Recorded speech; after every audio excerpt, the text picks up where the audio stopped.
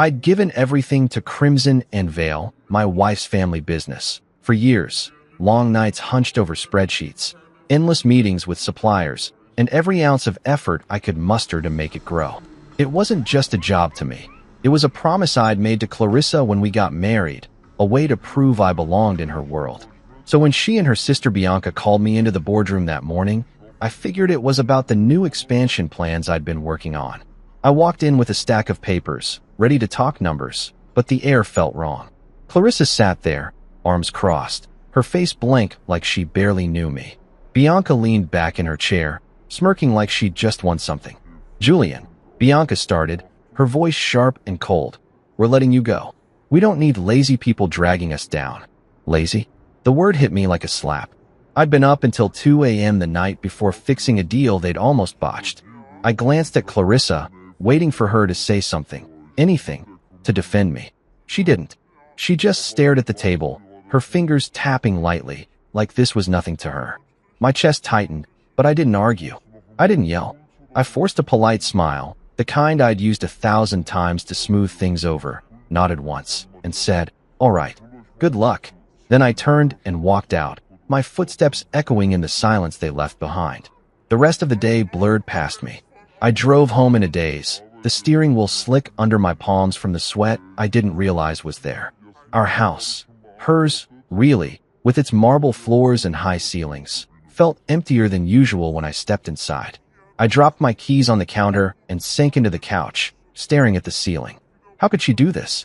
After 8 years of marriage, after all I'd poured into her family's company, she let Bianca fire me like I was some random hire off the street. My phone buzzed in my pocket, pulling me out of the spiral. It was a text from Marco, the accountant who'd been with me through every late-night budget crunch. "Heard what happened," it read. "I don't think they read your contract." I frowned, rereading the words. My contract. I hadn't thought about it since I signed it years ago, back when Raphael, Clarissa's dad, was still running things. What did Marco mean? I typed back a quick, "What's in it?" But he didn't reply right away. I leaned back, the gears in my head starting to turn. If there was something in there, something they'd missed, maybe this wasn't over yet. I got up and poured myself a glass of water, trying to shake the sting of Bianca's words. Lazy. I'd rebuilt their supply chain from scratch when it collapsed 3 years ago. I'd landed the Peterson account, the one that kept us afloat during that rough patch. And Clarissa, she knew all of it. She'd seen me stumble home exhausted, kissed me goodnight when I fell asleep at the kitchen table with my laptop still open. Yet today, she didn't even look at me. I took a sip, the cold water doing nothing to ease the heat building in my chest. Was this her idea? Did she want me gone too? Or was she just too weak to stand up to Bianca? I didn't know which hurt more. My phone buzzed again, "Marco. Check the merger clause from the subsidiary deal. You're still tied to it." The subsidiary deal. 5 years ago, when we acquired that little tech firm to boost Crimson and Vale's patents. I'd been neck-deep in it, negotiating terms while Raphael clapped me on the back and called me his right hand. A merger clause. What did that even mean now? I set the glass down and rubbed my temples, the first flicker of hope, or maybe something darker, stirring inside me. I spent the next hour digging through old files in my home office, the ones I'd kept from back when I trusted Clarissa to have my back. The contract was buried in a folder labeled C&V Merger 2020, yellowed at the edges but still legible. I skimmed the pages, my eyes catching on legalese I barely understood, until I hit page 17. There it was, in black and white. My name, listed as co-chairman of the subsidiary, with full authority over its assets. Assets that included Crimson and Vale's intellectual property, trademarks, patents, the whole backbone of the company. My heart thudded. They couldn't fire me from that. It wasn't their call. I sat back, staring at the paper, a slow smile tugging at my lips, not the polite one this time, but something real. They'd made a mistake, a big one, and they didn't even know it yet. I picked up my phone and texted Marco, found it. "What now?" His reply came fast, "Sit tight. Let them figure it out." I leaned back in my chair, the weight of the day shifting. They thought they'd cut me loose, but they just handed me the rope. All I had to do was wait.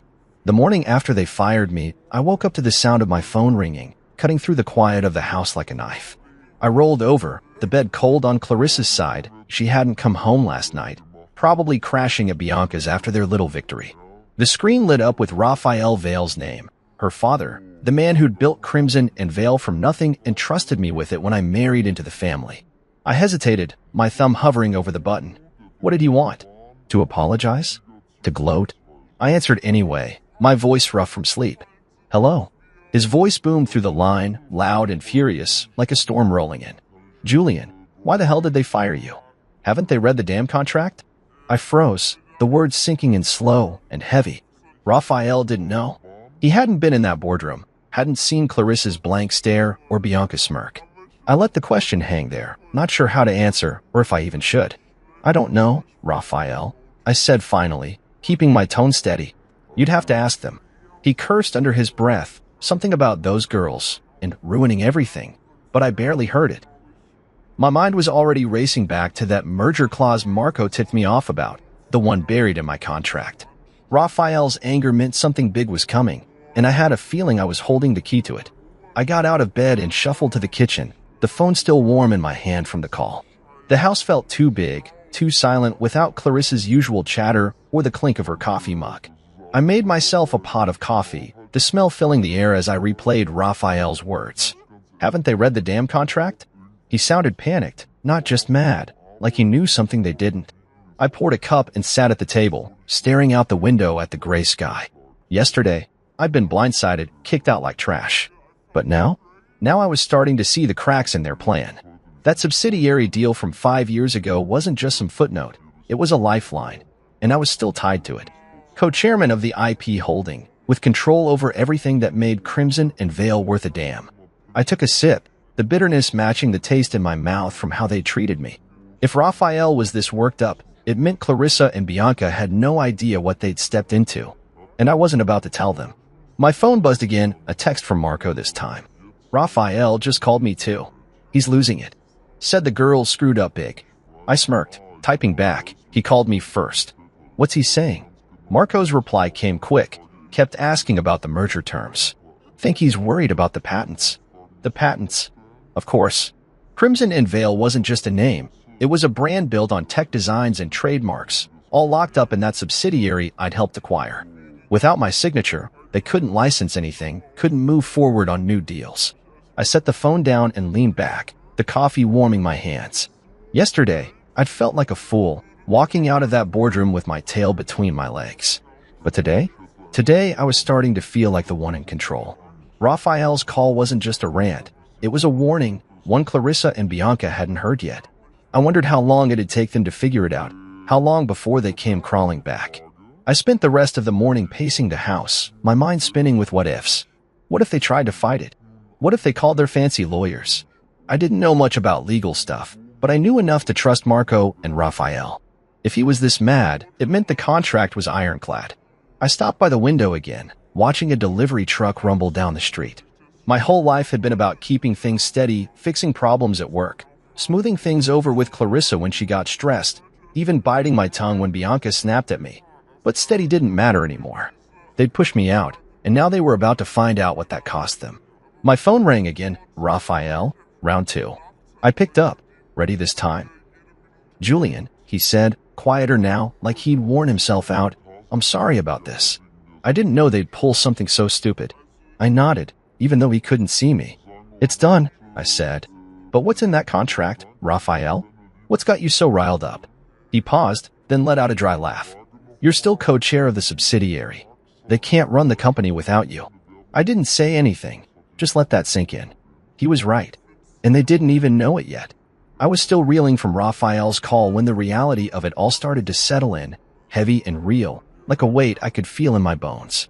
Clarissa and Bianca had fired me without a second thought, but now they were about to find out what that really meant. It was late afternoon when Marco texted me again. They're in a meeting with the lawyers. Word is, they just read the contract. I could picture it, Clarissa sitting stiff at the head of the table, Bianca pacing like a caged animal, both of them staring at those pages like they'd turned to poison. I didn't have to be there to know what they'd found. 5 years ago, when we bought the tech subsidiary to beef up Crimson and Vale's portfolio, I'd been named co-chairman of it. It wasn't a big deal back then, just a title Raphael threw in to keep things smooth during the merger. But now it was everything. That subsidiary owned all the intellectual property rights, the patents, the trademarks, the designs that kept the company alive. Without my sign-off, they couldn't do a damn thing. I sat on the couch, the contract spread out on the coffee table in front of me, and let that sink in. They tried to cut me out, but they'd locked themselves in a cage instead. I leaned forward, running my finger over the words on page 17. Julian Rivera, appointed co-chairman, with full authority over subsidiary assets. It was right there, plain as day, signed and stamped. I remembered that day vaguely, Raphael laughing over beers after the deal closed, saying I'd earned it. I hadn't thought much of it then. I was just happy to be part of the team. But Clarissa and Bianca? They'd never bothered to dig that deep. They'd taken over the company from Raphael last month, all smug and sure of themselves, and figured they could toss me aside like yesterday's news. I wondered what their faces looked like now, pale, probably, with that pinched look Clarissa got when she was stressed, and Bianca's mouth twisted tight with anger. They brought in some hotshot lawyer from New York, Noelle, to help with the transition. I'd met her once, cold as ice, with a handshake that felt like a challenge. She'd be the one breaking the news, I bet, her voice flat as she told them they were screwed. I got up and walked to the kitchen, needing to move, to think. The house was still too quiet, Clarissa's absence like a ghost hanging around. I grabbed a beer from the fridge, popped it open, and took a long swig. What were they doing right now? Yelling at each other? Blaming Noelle? I could almost hear Bianca's voice, sharp and loud. How did we miss this? And Clarissa, quieter, trying to stay calm even though her hands would be shaking. They'd thought they were so smart, firing me in front of everyone like that, making it a show. But they didn't know the half of it. Without my approval, they couldn't renew licensing deals, couldn't push new products, couldn't even access the bank accounts tied to the subsidiary's assets. It was all frozen, and I was the only one with the key. I took another sip, the cold bottle sweating in my hand, and felt a strange mix of anger and satisfaction bubbling up. They'd humiliated me, but now they were the ones stuck. I went back to the couch and picked up my phone, scrolling through old messages from Clarissa. Just last week, she texted me about dinner plans, all casual and sweet. Home by 7. Let's order pizza. Now she couldn't even look at me. I tossed the phone aside and stared at the contract again, my mind racing. What would they do next? Try to talk me into signing off? Threaten me? I didn't know Noelle well, but she struck me as the type to twist words into knots, looking for a loophole. Good luck with that. Raphael had made sure this thing was airtight. I leaned back, closing my eyes, and let myself imagine their panic. The board would hear about this soon, and the clients too. People would start asking questions, and Clarissa and Bianca wouldn't have answers. I wasn't sure what I'd do yet. Part of me wanted to watch it all burn. Part of me just wanted them to admit they were wrong. But one thing was clear. They'd underestimated me, and that was their biggest mistake. The beer was half gone when my phone buzzed again. Marco, with an update, Noelle's freaking out. Says they need your signature or the whole company's dead in the water. I smirked, setting the bottle down. Dead in the water. That sounded about right. They'd built their castle on sand, and I was the tide coming in. I didn't reply to Marco yet. I needed to think this through, figure out my next move. But for now, I just sat there, the contract in my lap, and let the quiet of the house wrap around me. They'd find out soon enough what it meant across me. And when they did, I'd be ready. I decided to keep my mouth shut after that complete silence, no matter how much they tried to pull me back in. The day after Marco's text about Noelle freaking out, my inbox started lighting up. First came an email from Bianca, short and snippy, like she was doing me a favor. Julian, we need to discuss your exit terms. Call me. Exit terms? I almost laughed. She still thought she was in charge, like I was some loose end she could tie up with a quick chat. I didn't reply. Then Clarissa texted, her words careful, like she'd rehearsed them. Can we talk? This got out of hand. Out of hand? She'd sat there while her sister called me lazy and kicked me out of the company I'd helped build. I stared at the message for a minute, my thumb hovering over the screen, but I didn't type anything back. I tossed the phone on the couch and walked away. They didn't deserve my words, not yet. If they wanted to squirm, I'd let them. I had the upper hand now, and I wasn't about to give it up just because they were starting to sweat. I needed to clear my head, so I drove into town, the familiar streets blurring past as I replayed everything in my mind. The contract, Raphael's call, Marco's updates, it was all piling up, but I wasn't ready to act. Not until I knew exactly what was happening on their end. I pulled into a little coffee shop I used to hit with Geraldine, Raphael's old assistant, back when we'd grab lunch between meetings. She'd always liked me, said I was the only one who treated her like a person instead of a secretary. On a whim, I called her. "Julian," she answered, her voice warm and surprised. "I heard what those girls did. You okay?" I smiled despite myself. "I'm fine, Geraldine. Just figuring things out. What's the word over there?" She laughed, low and knowing. "Chaos, honey. Absolute chaos." She told me clients were calling nonstop, confused about delayed contracts. Suppliers were holding shipments, waiting for approvals that weren't coming.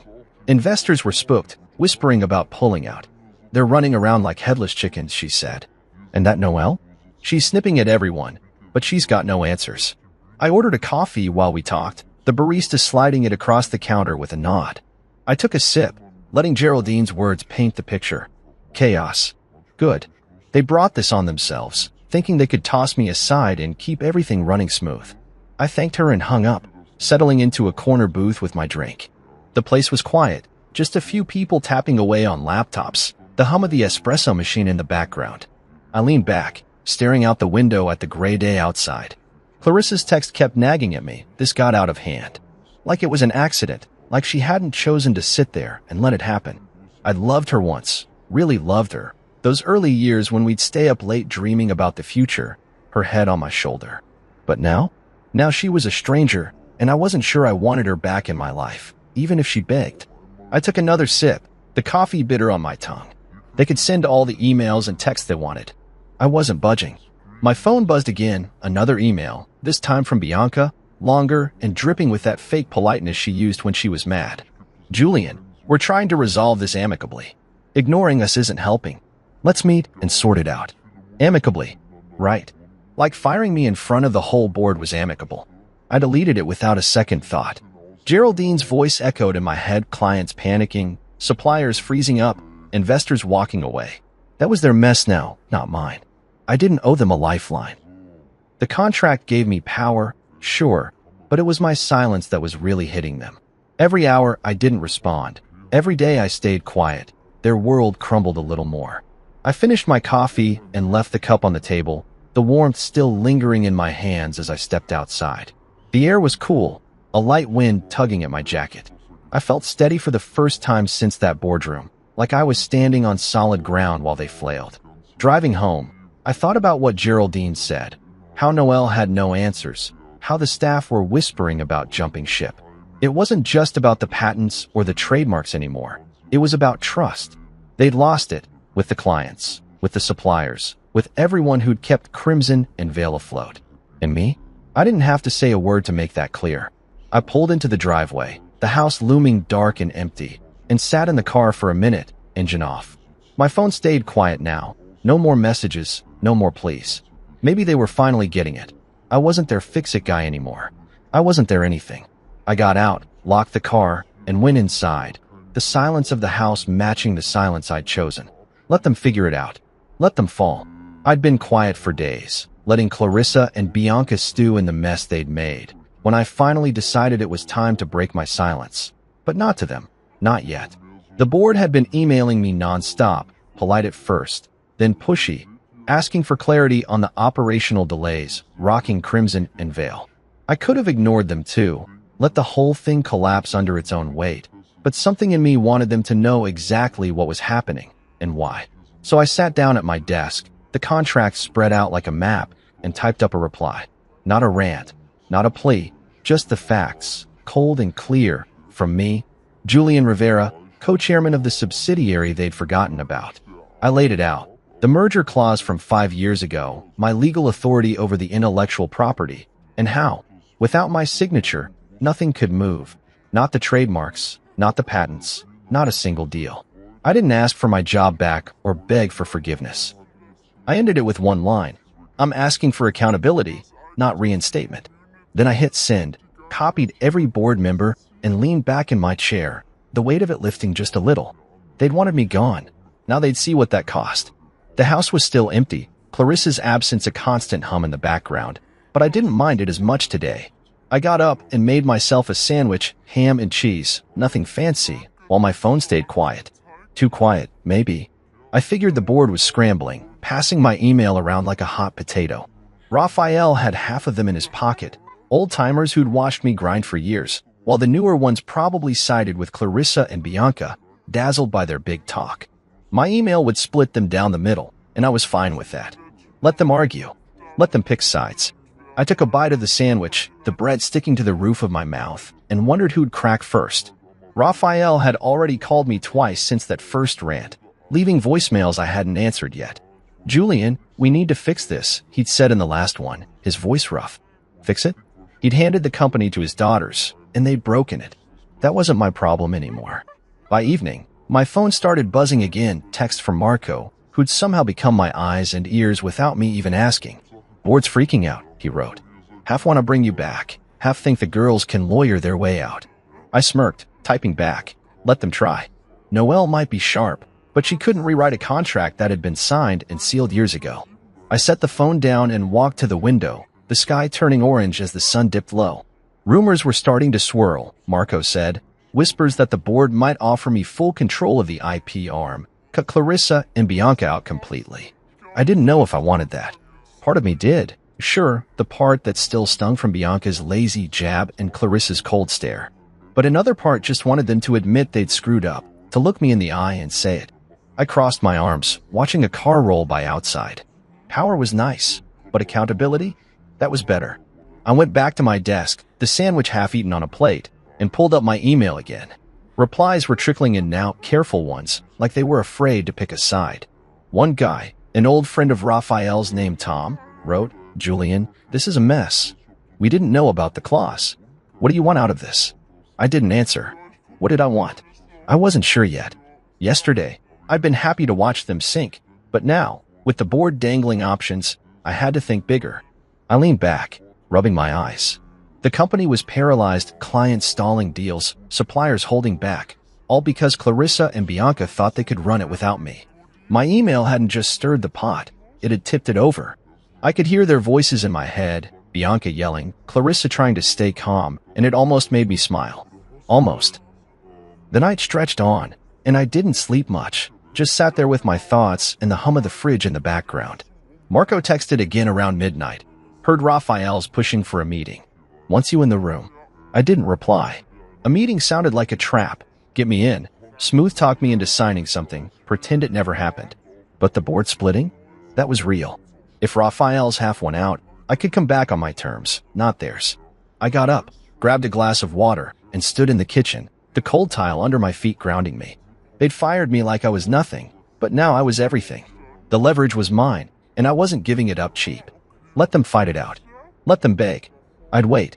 I was in the middle of making coffee, the pot gurgling on the counter, when my phone rang, Clarissa's name flashing on the screen. I stared at it for a second, the sound cutting through the quiet morning like a warning. She hadn't called since the firing, just sent those careful texts I'd ignored. Part of me wanted to let it ring, keep the silence I'd been holding on to, but curiosity got the better of me. I picked up, keeping my voice flat. "Yeah." There was a pause, then her voice came through, softer than I expected, strained like she hadn't slept. "Julian, can we meet? Please." I didn't say anything right away, just let her words hang there. Meet? After everything? I could hear the desperation under her tone, the crack in that cool front she'd kept up in the boardroom. "Why?" I asked finally, leaning against the counter. She sighed, a shaky sound. "This whole thing, it's a misunderstanding. I want to fix it. A misunderstanding." I almost laughed, but I didn't. I just said, "Okay. Noon. That place on 5th. She agreed quick, like she was afraid I'd change my mind, and hung up.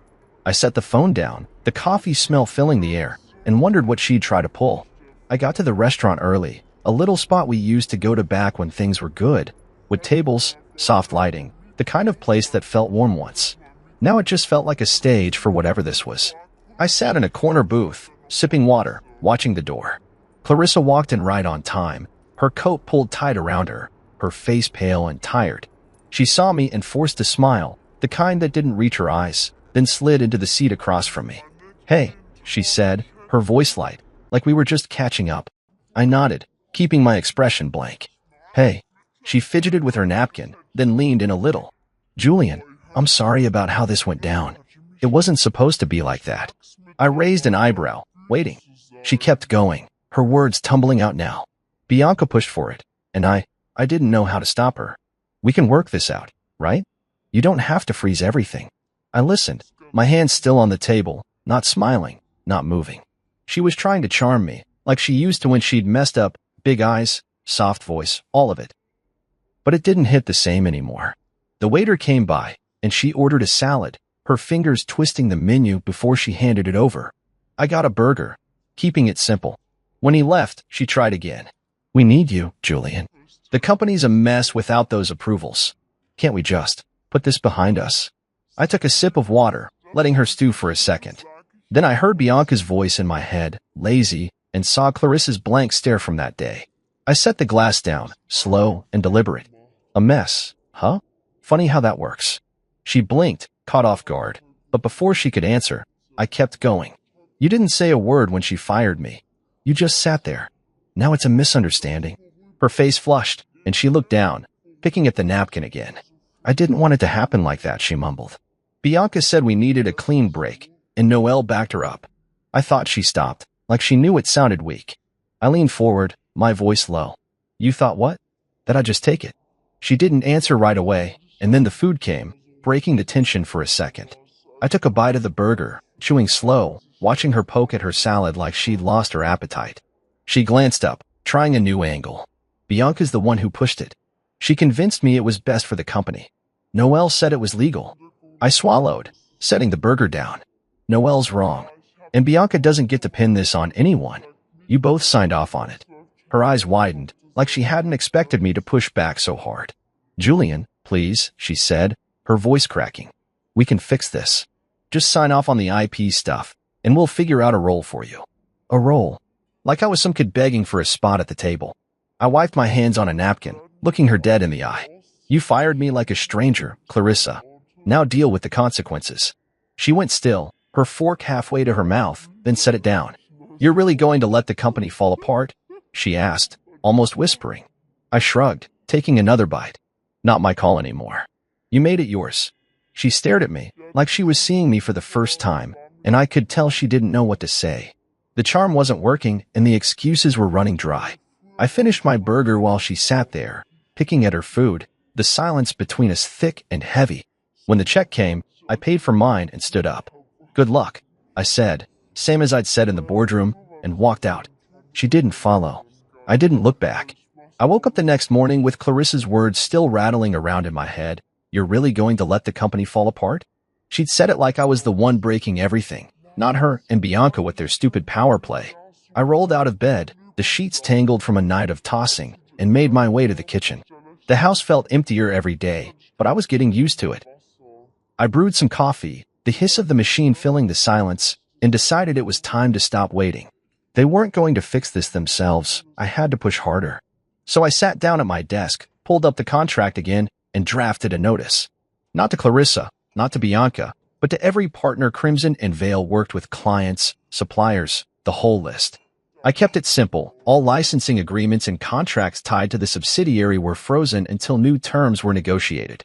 No threats, no drama, just the truth. I was the co-chairman, and without my say-so, nothing moved. I hit send, copied the board, and leaned back, the coffee mug warm in my hands. Let's see how they handled that. The day went quiet after that. No calls or texts, just the hum of the fridge and the occasional car outside. I figured they'd need time to feel it, time for the emails to land, for the panic to set in. I wasn't wrong. By afternoon, my phone started lighting up, not from Clarissa or Bianca, but from clients. First was a guy named Paul, who ran a tech firm we'd licensed designs to. Julian, what's going on? He asked, his voice tight. We can't get approvals, and our production stalled. I kept my tone calm, professional. I'm handling it, Paul. Sit tight, new terms are coming. He grumbled but hung up, and then another call came, then another. Suppliers asking about shipments, partners worried about deadlines. I gave them all the same line. I was on it. Things would clear up soon. They didn't need to know I hadn't decided what soon meant yet. I just wanted them calm and Clarissa and Bianca scrambling. I was on my fourth call when Marco texted. Sales are tanking. Staff's jumping ship. I smirked, finishing up with a client before texting back. Good. Good didn't even cover it. This was what I'd waited for, them feeling the weight of what they'd done. I pictured Bianca storming around the office, yelling at anyone who'd listen, and Clarissa trying to keep it together while the numbers dropped. They'd thought they could run the show without me, but now desks were emptying out, deals were stalling, and I was the one getting the calls. One message stuck with me, though not from a client, but from Harper, a department head I'd always liked. She texted out of the blue, "Heard what's happening. If you start something new, I'm in." I stared at that for a minute, my thumb hovering over the screen. Start something new? I hadn't thought that far, but the idea stuck. I replied, "Appreciated. I'll keep you posted," and set the phone down, my mind spinning. By evening, the fallout was clear. Marco called, his voice buzzing with energy. "Julian, it's bad over there. 2 sales guys quit today, and a big client just pulled out. They're blaming Noelle now, she's out the door too." I leaned against the counter, the kitchen dim as the sun set outside. "Noelle's gone?" I asked, surprised. "Yeah," he said. "Bianca threw her under the bus, said the firing was her idea. She's packing up tonight." I shook my head, almost feeling sorry for her, almost. She'd been part of it, pushing that legal line to Clarissa and Bianca, but now she was just another casualty. I thanked Marco and hung up, grabbing a beer from the fridge. The cold glass felt good in my hand as I walked to the living room and sank into the couch. The company was collapsing, piece by piece, and I'd barely lifted a finger. That notice had done the work, short, sharp, and straight to the point. I took a swig, the bitterness matching the mood. Clarissa's face from lunch flashed in my mind, pale, pleading, trying to charm her way out. She hadn't called since, and neither had Bianca. Maybe they were too busy fighting each other now, or maybe they were finally getting it. I wasn't playing their game anymore. Harper's text kept nagging at me, though. Start something new. Could I? Take the IP, the clients reaching out, the people like her who'd follow me, and build something better? I leaned back, staring at the ceiling. The company was falling apart, sure, but I didn't want it to just die. I wanted it to hurt them first, then rise again on my terms. I finished the beer and set the bottle down, the quiet settling in. They'd feel this tomorrow, and the next day, and the day after that. And when they were done falling, I'd be ready to stand up. I was halfway through breakfast, scrambled eggs and toast, nothing special, when my phone rang again. Raphael's name popped up, and I knew this wasn't just another rant. I wiped my hands on a napkin and answered, keeping my voice steady. "Hey, Raphael." He didn't waste time. "Julian, we've got an emergency board meeting tomorrow. I need you there, not as an employee, as executive chairman of the IP holding. Can you do it?" I paused, the fork halfway to my mouth. Executive chairman. Not back to my old job, not begging for scraps, but a seat above Clarissa and Bianca with real power. I set the fork down, my mind racing. "What's the deal?" I asked. He sighed, heavy and tired. "The company's bleeding out. Clients are gone, staff's leaving, and the board's done with the girls' mess. We're voting on new terms, Bianca out of client ops, Clarissa down to COO. You in?" I leaned back, the chair creaking under me. This was bigger than I'd expected. "Yeah," I said finally. "I'm in, but it's on my terms." He laughed, a short, rough sound. "Good. See you tomorrow." He hung up, and I sat there, the eggs going cold, feeling the shift happen right under me. The rest of the day, I kept busy, cleaned the kitchen, mowed the lawn, anything to keep my hands moving while my head worked it out. Raphael was handing me the reins, or at least a big chunk of them. Bianca out of client-facing stuff meant she'd be sidelined, probably stuck in some back office if she stayed at all. Clarissa as COO? She'd hate reporting to me, but she'd have no choice. I smirked, pushing the mower across the yard, the grass clippings sticking to my shoes. They'd fired me like I was nothing, and now I'd be the one signing off on their every move. It wasn't revenge, not yet, but it was close. I finished up and went inside, grabbing a glass of water and checking my phone. Marco had texted, "Board's buzzing. Raphael's pushing hard for you." I typed back, he called. "I'm in tomorrow." His reply came fast. "Hell yeah. They're done." I set the phone down and took a long drink, the cold water steadying me. Done? Maybe. But I wasn't just here to watch them fall. I wanted to build something out of it. The meeting was early, 9 a.m., and I got there on time, dressed sharp, suit, tie, the works. The boardroom felt different now, not like the place where they'd kicked me out. I walked in, head up, and saw the faces turn, some surprised, some relieved. Raphael sat at the head, his jaw tight, and nodded at me. Clarissa was there, pale and quiet, her hands folded in front of her. Bianca sat next to her, arms crossed, glaring like she could burn a hole through me. I took the seat Raphael pointed to, right near him, and waited. He started fast. "We're here because Crimson and Vale's dying," he said, his voice cutting through the room. "Julian's notice froze everything, and we can't move without him. I'm proposing he comes back, executive chairman of the IP arm. Bianca's off client ops, Clarissa's COO. Vote it now." The room went still, then hands went up, Raphael's crew first, then a few others. It passed, quick and clean. Bianca shoved her chair back and stormed out, the door slamming behind her. Clarissa didn't move, just stared at the table. I didn't say much during the meeting, just listened as Raphael laid out the damage, lost deals, empty desks, angry investors. When it was my turn, I kept it short. "I'll unfreeze the IP when we've got new terms that work. I'm not here to sink it, I'm here to fix it." Nods around the table, even from the ones who'd hesitated. Clarissa finally looked up, her eyes meeting mine for a second before dropping again. She knew it was over, her big takeover, her sister's grand plan, all of it. The meeting wrapped, and people filed out, Raphael clapping me on the shoulder as he left. "Good to have you back," he said. I nodded, but I wasn't back, not like before. This was new, and it was mine. Clarissa lingered, gathering her things slow, like she wanted to say something. I didn't wait. I walked out, the boardroom behind me, and headed to my car.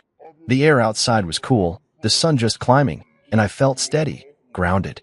Back home, I sat at my desk, the contract still there like a trophy. The vote was done, but the work was just starting. I'd have to unfreeze the IP soon, get clients back on board, stop the bleeding.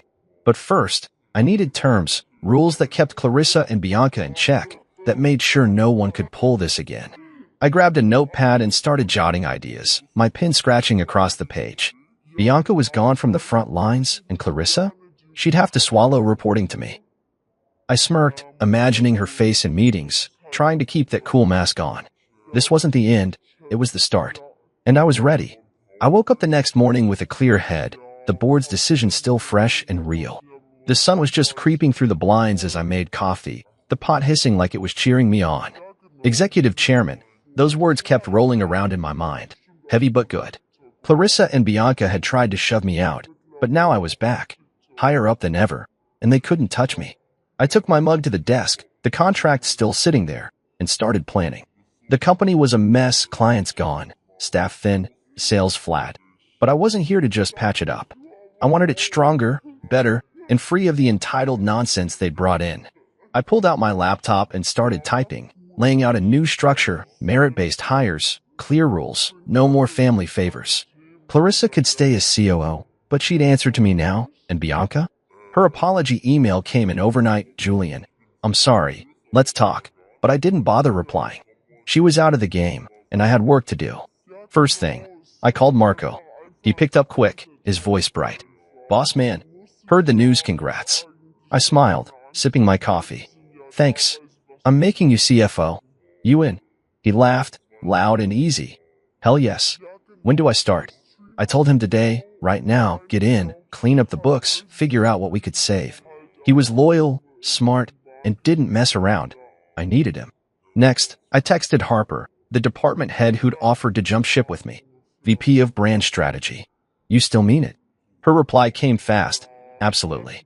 I'm there." I nodded to myself, adding her to the list. New talent, people I could trust. That's how we'd turn this around. I spent the morning sketching it out, cut the dead weight, bring in fresh faces, rebuild from the ground up. The old Crimson and Vale was gone. This was mine now, and I'd make it work. By noon, I was back at the office, not my old desk, but a new space they'd cleared out, big windows and a view. Clarissa was already there, sitting in a meeting room with some of the staff, her face tight but professional. I didn't go in, just watched through the glass for a second. She glanced up, saw me, and looked away fast, like she couldn't hold it. Good. Let her feel it. I settled into my chair and started emails, clients first, short and straight. IP's unlocking soon, new terms coming, stick with us. A few replied quick, relieved, saying they'd wait. Then suppliers, same deal, we're sorting it, shipments resume next week. The responses piled up, cautious but hopeful, and I could feel the tide turning. This wasn't just about holding power, it was about using it right. Afternoon hit, and I called the first meeting, me, Marco, Harper, and a few others I'd cherry-picked from the old crew. Clarissa had to be there too, part of her COO gig, and she walked in last, her heels clicking sharp on the floor. She sat across from me, hands folded, eyes on the table. I didn't waste time. We're restructuring, I said, passing out my notes. Merit hires, no favoritism. Marco's CFO, Harper's VP of brand. Clarissa, you'll handle ops, daily reports to me. She nodded once, quick and stiff, not arguing. Marco grinned, flipping through the pages, and Harper leaned in, already tossing out ideas. We went for hours, budgets, timelines, new branding plans, building something real while Clarissa sat quiet, taking notes. She tried to keep her dignity, her voice steady when she spoke, but I could see it wearing on her. Every decision ran through me now, and she couldn't dodge that. After, Marco hung back, clapping me on the shoulder. This is solid, Julian. We've got a shot. I nodded, stacking my papers. Yeah, just keep the numbers tight. He left, and I stayed, watching the office empty out. Clarissa lingered too, gathering her stuff slow, like she was working up to something. Finally, she came over, her voice low. This how it's gonna be? You calling every shot? I looked at her, calm and steady. You wanted me out. This is what you get instead. She swallowed, her jaw tight, then turned and walked away. I let her go, the door clicking shut behind her. She'd stay in line, she had to, or she'd lose what little she had left. I wrapped up late, the sky dark outside, and drove home. The radio off, just my thoughts for company. The company was shifting, new blood, new rules, and me at the top. I'd given Geraldine a call earlier, offered her a fat exit package to retire happy, and she'd cried, saying I was the best of them. Maybe I was. I pulled into the driveway, the house still quiet, but it didn't feel so hollow now. This wasn't about revenge anymore. It was about making something that lasted, something they couldn't ruin. I'd keep Clarissa on a leash, ignore Bianca's groveling, and build it my way. Tomorrow, I'd start again, and it'd be better than they ever dreamed. I woke up early, the house still dark, and felt a quiet kind of strength settling in me. Something steady, like the ground after a storm. Months had passed since the board meeting, since I'd taken the reins as executive chairman, and Crimson and Veil was finally breathing again. I made coffee, the familiar gurgle filling the kitchen, and thought about how far we'd come. Clients were back, loyal and steady, their trust rebuilt with every deal I'd signed off on. Investors had returned too, pumping money in once they saw the numbers climb. Clarissa stayed distant, doing her job as COO but never pushing me, never daring to step out of line. Bianca was long gone, her apology email still unanswered in my inbox. I didn't need her groveling, I'd moved past it. Today wasn't about them anymore. It was about locking in a legacy, making sure no one could ever be tossed aside like I was. I sat at my desk, the contract still there like an old friend, and started writing the final piece, new bylaws, a clause to protect the company and me for good. The office was buzzing when I got in, the air alive with people who actually wanted to be there. Marco had the books in shape, his grin wide as he waved me over. Numbers are up again, he said, sliding a report across my desk. Best quarter in years. I nodded, flipping through it, sales strong, costs down, everything clicking. Good work, I told him, and meant it. He'd stepped up, just like Harper had, her new branding rolling out smooth and sharp, pulling in clients we'd never touched before. I'd build a team, not a family dynasty, and it showed. Clarissa was in her office, door closed, probably going over the ops reports I'd asked for. She sent them every day now, on time, no excuses, professional, but cold. I didn't care. She'd lost her chance to be anything else to me. I turned back to my screen and kept typing, the bylaws taking shape, rules for fair hires, clear authority, a legacy clause that tied the IP to merit, not blood. No one would pull what they did again. Mid-morning, I called a quick meeting. Just me, Marco, Harper, and a couple board reps Raphael had sent. Clarissa had to sit in too, her chair squeaking as she settled across from me. I laid out the bylaws, keeping it simple. This protects us, I said, passing copies around. No more power grabs, no more firing people without cause. The IP stays with the company, but only under leadership that earns it. Marco nodded, skimming the pages. Smart. Locks it tight. Harper chimed in. Clients will like the stability. The board guys agreed. One scribbling notes, the other just saying, Raphael's on board.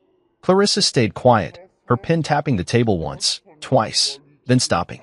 I didn't look at her long, just enough to see her jaw tighten, then relax. She knew this boxed her in, kept her from ever climbing back to where she'd been. Good.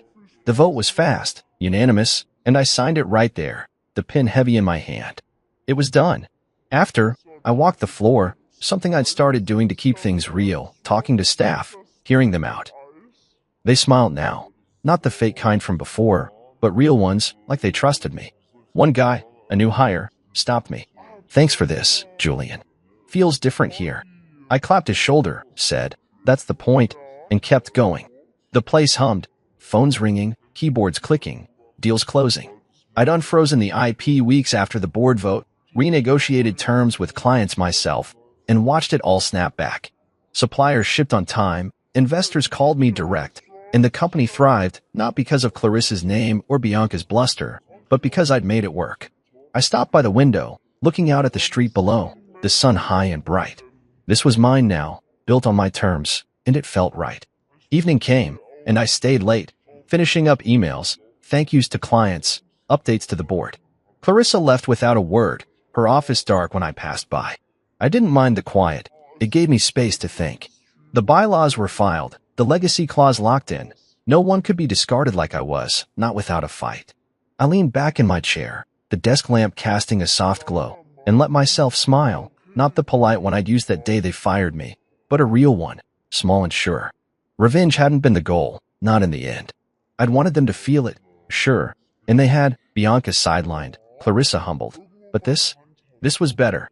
I'd taken their mess and turned it into something stronger, something that'd last. I shut down my computer, grabbed my coat, and headed out, the office silent behind me. Driving home, the city lights blurred past, and I felt lighter than I had in months. The house was still empty, but it didn't weigh on me now. I'd rewritten the rules, set the terms, and kept that polite smile for when I needed it. Tomorrow, I'd keep building, and they'd never forget who held it together.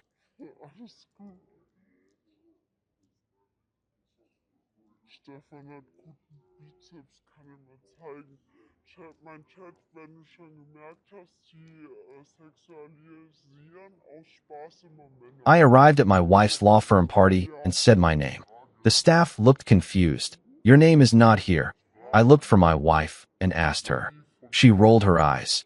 "Did you really think you'd be invited?" I smiled calmly. I understood perfectly, and I left. But in the middle of the ceremony, her phone started ringing nonstop. You know that feeling when you're about to walk into a room where you absolutely belong, but some cosmic joke decides you don't? Yeah, welcome to my Tuesday night. I'm standing outside Holt and Barclay LLP, the glass palace where my wife basically lives, adjusting my tie for the third time because apparently I still give a damn about looking presentable at these dog and pony shows. The firm's annual gala. Black tie, champagne that costs more than most people's car payments, and enough legal eagles in one room to make the Supreme Court jealous. I push through those ridiculous revolving doors that probably cost more than my first apartment, and immediately I'm hit with that familiar cocktail of marble, money, and the faint scent of desperation masked by expensive cologne. The lobby stretches out like some modernist fever dream, all sharp angles and surfaces so polished you could perform surgery on them. There's this massive sculpture hanging from the ceiling that Sabrina once described to me as justice in motion. Personally, I think it looks like someone threw a bunch of metal scraps into a blender and called it art. But hey, what do I know? I'm just the guy who helped pay for this place. The check-in table sits dead center, manned by Priya, sweet kid, probably makes more in a year than I did my first 5 years out of college. But she's got this nervous energy that tells me she's still trying to prove she belongs here too. I walk up with the confidence of a man whose wife's name is literally on the building. Well, half the building. Holt and Barclay. You'd think that would count for something. Rowan Pierce, I say, flashing what I hope passes for a charming smile. I'm here for the gala. Priya's fingers dance across her iPad screen with the precision of a concert pianist. Once, twice. Her eyebrows do this little furrow thing that immediately tells me everything I need to know, but I'm still holding on to hope because optimism is apparently my default setting, even when life keeps serving me reality checks on a silver platter. She bites her lip, never a good sign when someone's looking at a guest list, and gives me that smile that customer service reps perfect when they're about to deliver bad news. I'm sorry, sir, your name isn't on the list. For a second, I just stand there, not angry, not confused, just processing. Like when your computer freezes and you keep clicking things hoping it'll unstick itself. Except the computer is my brain, and the frozen program is my understanding of where I fit in this whole picture. I scan the lobby, taking in the scene like I'm seeing it for the first time. Partners in black tie cluster around cocktail tables, their laughter echoing off those pristine walls in a way that sounds rehearsed. Associates hover at the edges, nursing drinks and networking like their professional lives depend on it. Which, let's be honest, they probably do. Everyone's dressed to impress. Everyone's playing their part in this elaborate theater of success. And there, right in the center of it all like she was born to command a room, is Sabrina, my wife. Draped in a silver gown that probably costs more than most people's monthly rent, surrounded by a semicircle of associates who hang on her every word like she's delivering the Sermon on the Mount, instead of probably discussing billable hours or case strategy. She looks magnificent. She looks powerful. She looks like she belongs here in a way that I apparently don't. I make my way over, weaving through clusters of conversations about market trends and regulatory changes, past the hors d'oeuvres table where someone's inevitably complaining about the catering budget while eating $50 appetizers. The closer I get to Sabrina, the more I can hear her voice, confident, authoritative, the voice of someone who's never doubted her place in the world. Sabrina, I say, gently interrupting whatever legal wisdom she's dispensing to her audience. Hey, there's been some kind of mistake. I'm not on the list. She turns to look at me, and for just a split second, I see something flicker across her face. Not surprise, not concern, something else. Something that makes my stomach do a little flip. Then she rolls her eyes. Actually rolls her eyes, like I'm some kind of inconvenient interruption to her evening. Did you really think you'd be invited? She asks, and her voice carries just enough volume that the associates around her can't hear. Just enough edge that there's no mistaking this for playful banter. Now, here's the thing about moments like this. You know, those moments when your whole world tilts just slightly off its axis and suddenly everything looks different? Sometimes your body reacts before your brain catches up. Sometimes you expect to feel heat, anger, that burning sensation in your chest that comes with humiliation. But what I feel instead is cold. Not the angry kind of cold, not the bitter kind. Just clarity, like jumping into a mountain lake and suddenly being wide awake. I feel my chest cool, not burn. And you know what? I smile. Not the fake smile you paste on when you're trying to save face in front of people who don't matter. A real smile. The kind that comes when puzzle pieces finally click into place, when you finally understand the game you've been playing without realizing it. I understand perfectly, I tell her, and I mean it. For the first time in months, maybe years, I actually do understand. Perfectly. I turn around and walk away. Not storming off, not making a scene, just walking. Past the sculpture that symbolizes justice in motion. Past Priya at the check-in desk, who's pretending not to watch this little domestic drama unfold. Past all the partners and associates who are probably already mentally composing the office gossip they'll spread tomorrow. Through those ridiculous revolving doors and out into the night. The cold air hits my face like a slap, but a good kind of slap. The kind that wakes you up when you didn't even realize you've been sleepwalking. I stand there on the sidewalk for a moment, listening to the muffled sounds of the gala continuing without me, watching through the floor-to-ceiling windows as the party goes on. Nobody's looking for me. Nobody's wondering where I went. The machine just keeps running, smooth as ever. I pull out my phone and scroll to a contact I haven't called in weeks. Celine Park. My attorney. My oldest friend. The one person in my life who's never asked me to be smaller than I am, never suggested I dim my light so someone else could shine brighter. She picks up on the second ring. Rowan? What's wrong? Nothing's wrong. I tell her, and for the first time and longer than I care to admit, I actually mean it. Celine, we proceed, exactly as planned. There's a pause on the other end of the line. Then a sound that might be a chuckle, might be satisfaction, might be both. Are you sure? I look back at the glowing windows of Holt and Barclay, at the celebration I'm not invited to, at the life I've been funding and supporting and cheering from the sidelines. At the woman in the silver gown who just made it crystal clear where I stand in her hierarchy of importance. I've never been more sure of anything in my life. So there I am, sitting in my car outside the Palace of Legal Eagles, and my brain decides this is the perfect time for a little trip down memory lane. Because apparently, humiliation makes you nostalgic. Who knew? I leaned back in the driver's seat and let myself remember how this whole beautiful disaster started. Picture this. Me, 26 years old, thinking I knew everything about everything, walking into O'Malley's pub on a rainy Thursday night in March. The kind of night where the beer tastes better because your bones are cold and the whole world feels like it's washing clean outside. And there she was, Sabrina Holt. Though back then she was just Sabrina Morrison, a second-year law student at State, who looked like she hadn't slept in approximately 3 weeks.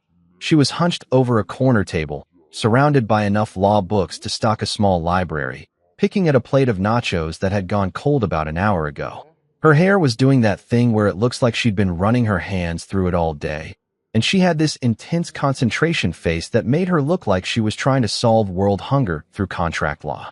I should have known right then that this woman was going to turn my life upside down. But did I listen to that little voice in my head? Hell no.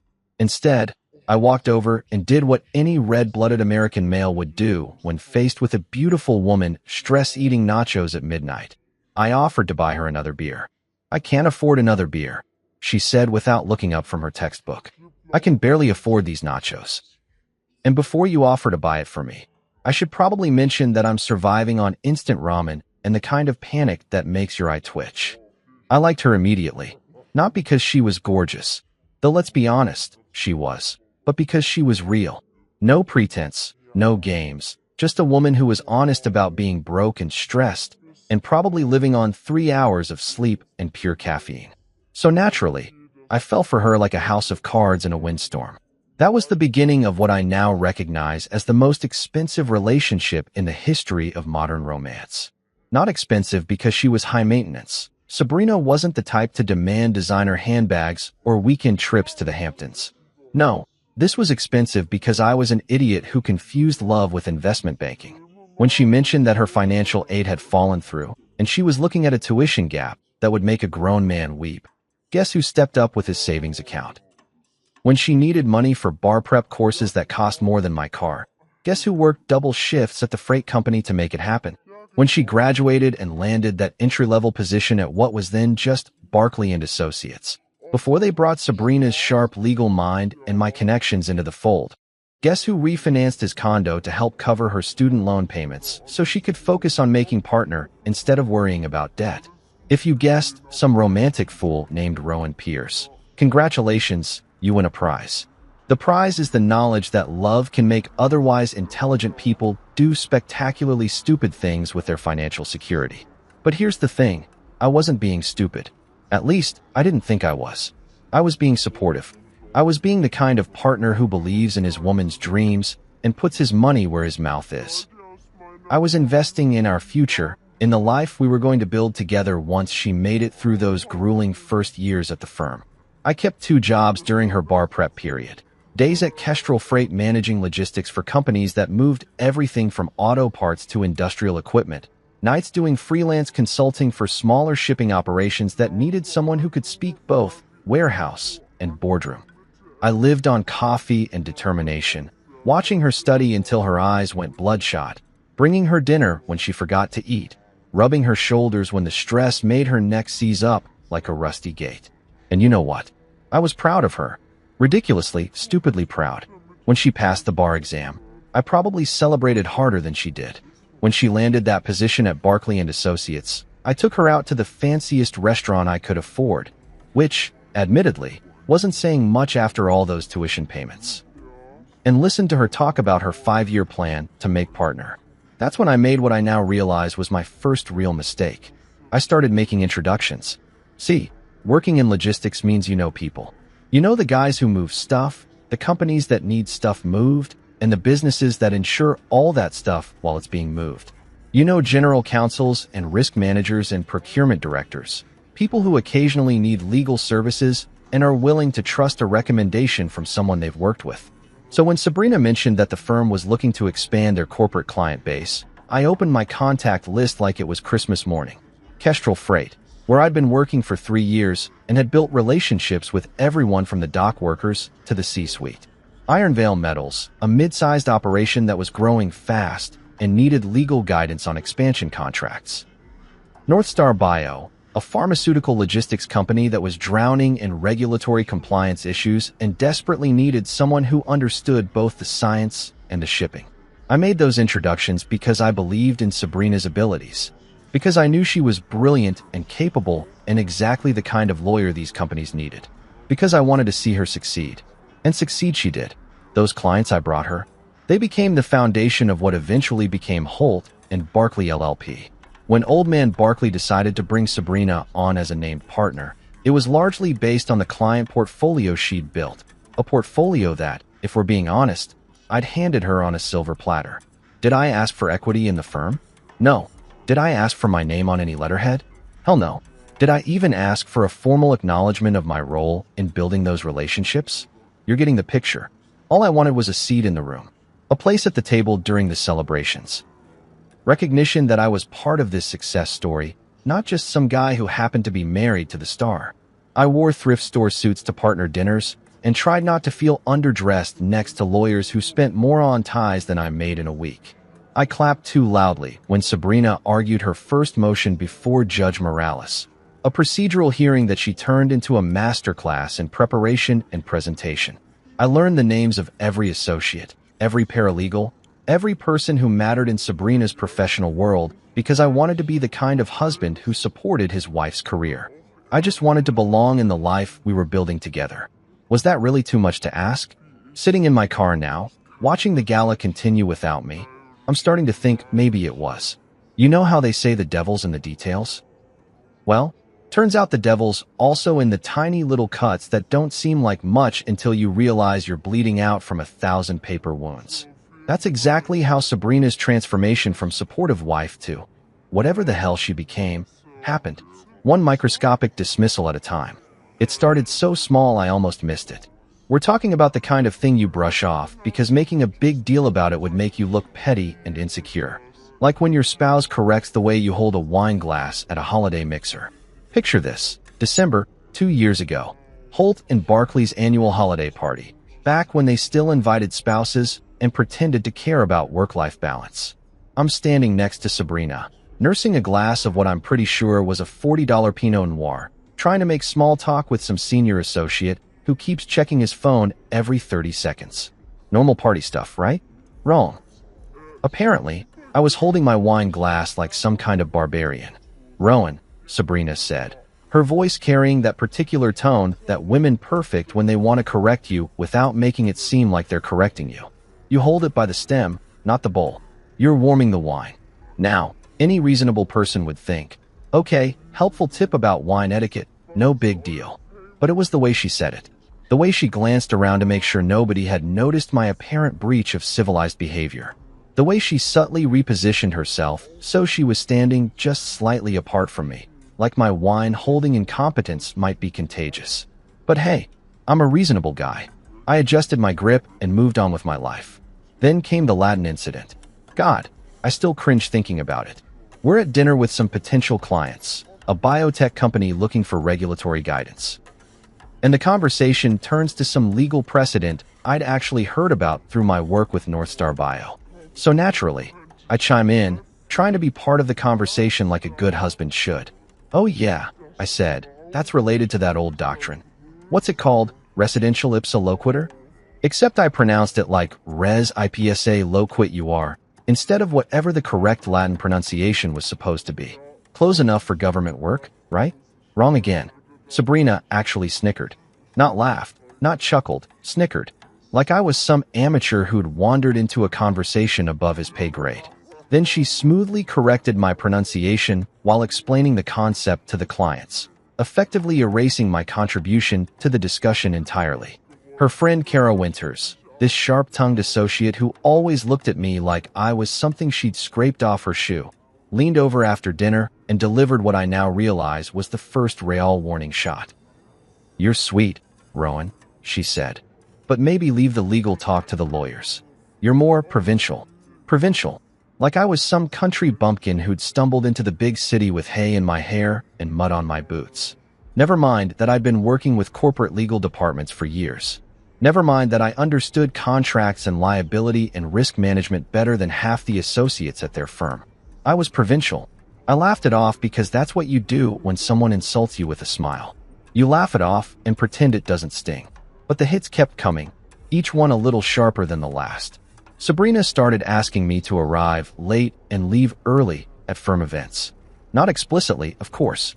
She was too smart for that.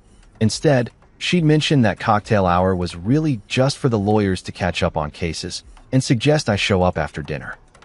Or she'd point out that the after party at whatever trendy bar they'd picked was probably going to be pretty boring for you, and hint that I might want to head home early. The message was clear: you don't belong here during the important parts. Then she stopped introducing me as my husband and started going with Rowan. He's in logistics. Like my profession was my entire identity, and that identity was somehow lesser than hers. I became Rowan the logistics guy instead of Rowan, my partner in life who helped build this career you're all benefiting from. The worst part? She started telling me not to talk to clients unless they spoke to me first. Think about that for a second. I was the guy who brought half these clients to the firm in the first place. I had relationships with these people that went back years. But suddenly, I needed permission to have a conversation with someone I'd known since before Sabrina even passed the bar exam. It's not personal, she explained when I finally worked up the nerve to ask about it. It's just that clients need to see clear professional boundaries. They need to know who's their lawyer and who's not. Who's not? That's what I'd become. The guy who's not. When Northstar Bio renewed their contract, a six-figure deal that represented a significant chunk of the firm's revenue, Sabrina forgot to invite me to the celebration dinner. Forgot. Like the guy who introduced her to the client in the first place was just some minor detail that slipped her mind. I found out about it 3 days later when Kara posted pictures on social media. There's Sabrina, raising a toast. There's Trent Barkley, looking pleased as punch. There's half the firm's partnership, celebrating a victory that literally would not have existed without my connections. And there's me, sitting at home, watching Netflix and wondering when I became invisible. At home, things weren't much better. Our shared calendar, the one we'd used to coordinate our lives for years, started filling up with depositions and client retreats and partner meetings. My name was never on any of it, not even for the social events that spouses typically attended. It's just easier if I handle the firm calendar separately, Sabrina explained when I mentioned it. Most of these things are work-related anyway. Work-related. Like our marriage existed in a separate universe from her career, instead of being the foundation that made her career possible. My savings account kept shrinking too. Temporary firm costs that I didn't question because I trusted her, because I believed we were building something together.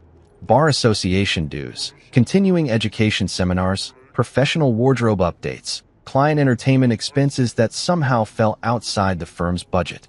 Always temporary, always necessary, always coming out of my pocket. I told myself that love was investment. That marriage was about supporting each other's dreams, even when it cost you.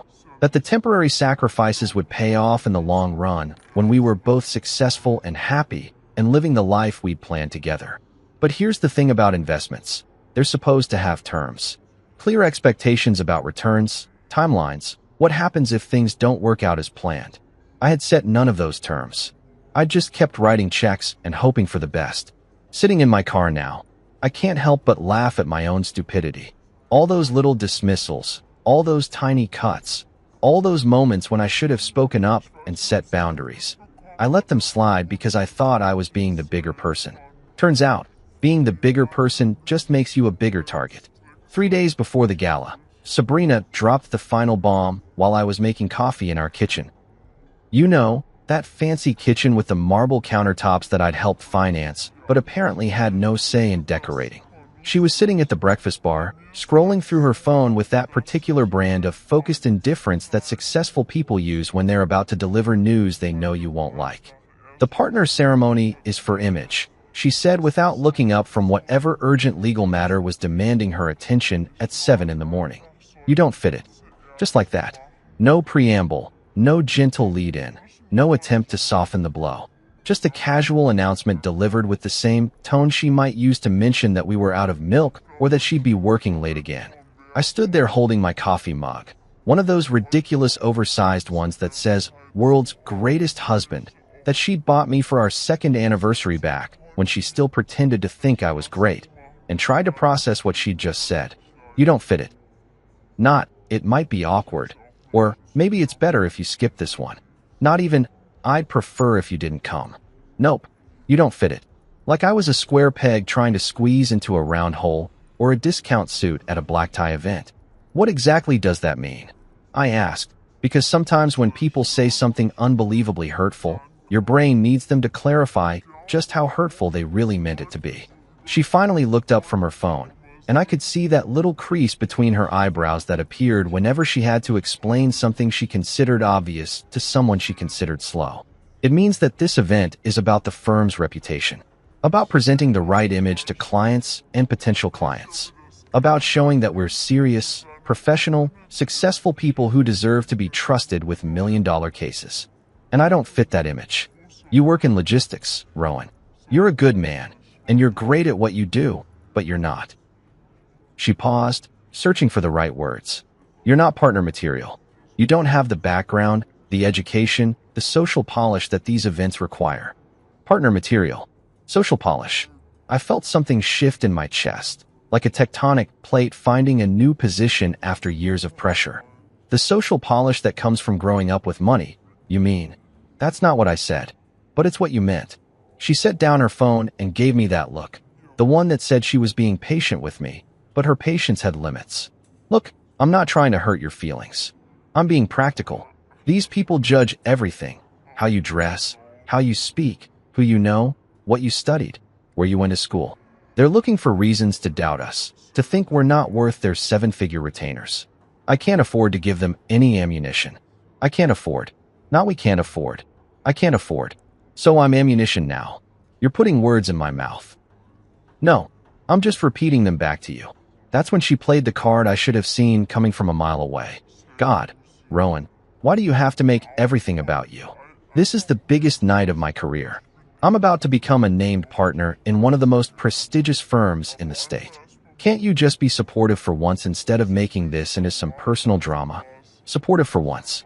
Like the previous 5 years of financing her dreams and making introductions and sitting quietly in corners while she climbed the ladder I'd helped build were just figments of my imagination. But here's the thing about moments like this. Sometimes clarity comes not with a flash of lightning, but with the simple recognition that you've been living in the dark for so long you'd forgotten what light looked like. I didn't argue with her. I didn't raise my voice or point out the irony or launch into a speech about everything I'd sacrificed for her career. Instead, I did something that probably surprised both of us. I went upstairs, shaved with the expensive shaving cream she'd bought me for Christmas, put on my best tux, the one I'd worn to exactly 3 firm events before being quietly disinvited from the rest, and told her I'd see her at the gala. Rowan, we just talked about this. We did, and I heard you. But here's the thing, Sabrina, marriage is also presence. It's showing up for each other, especially on the big nights. So I'm going to show up. I could see her calculating, trying to figure out whether it was worth having a fight about, or if she could just handle it at the event itself. She chose option B, which tells you everything you need to know about how she really felt about me being there. Fine, but please don't embarrass me. Don't embarrass me. Like my mere existence at her celebration was a potential source of humiliation. That night, I called Celine Park. You know how some people have that one friend who always tells them exactly what they need to hear, even when it's not what they want to hear? Celine's that friend. We'd known each other since college, back when she was studying law, and I was figuring out that business logistics was actually pretty fascinating when you got into the nitty-gritty of how things moved from point A to point B. She'd watched my relationship with Sabrina from the beginning, and she'd been the only one brave enough to point out that my investment strategy in Sabrina's career might not be as smart as I thought it was. You need to protect yourself, she'd said about a year ago. Set up some safeguards, some leverage, some way to make sure you're not left holding an empty bag if this goes sideways. At the time, I'd brushed her off. Sabrina and I were partners. We were building something together. We didn't need safeguards and leverage and contingency plans. But Celine, being both a good friend and a damn good lawyer, had helped me set up those protections anyway, just in case. The master services contract with Kestrel Freight that gave me personal discretionary authority over their choice of outside counsel.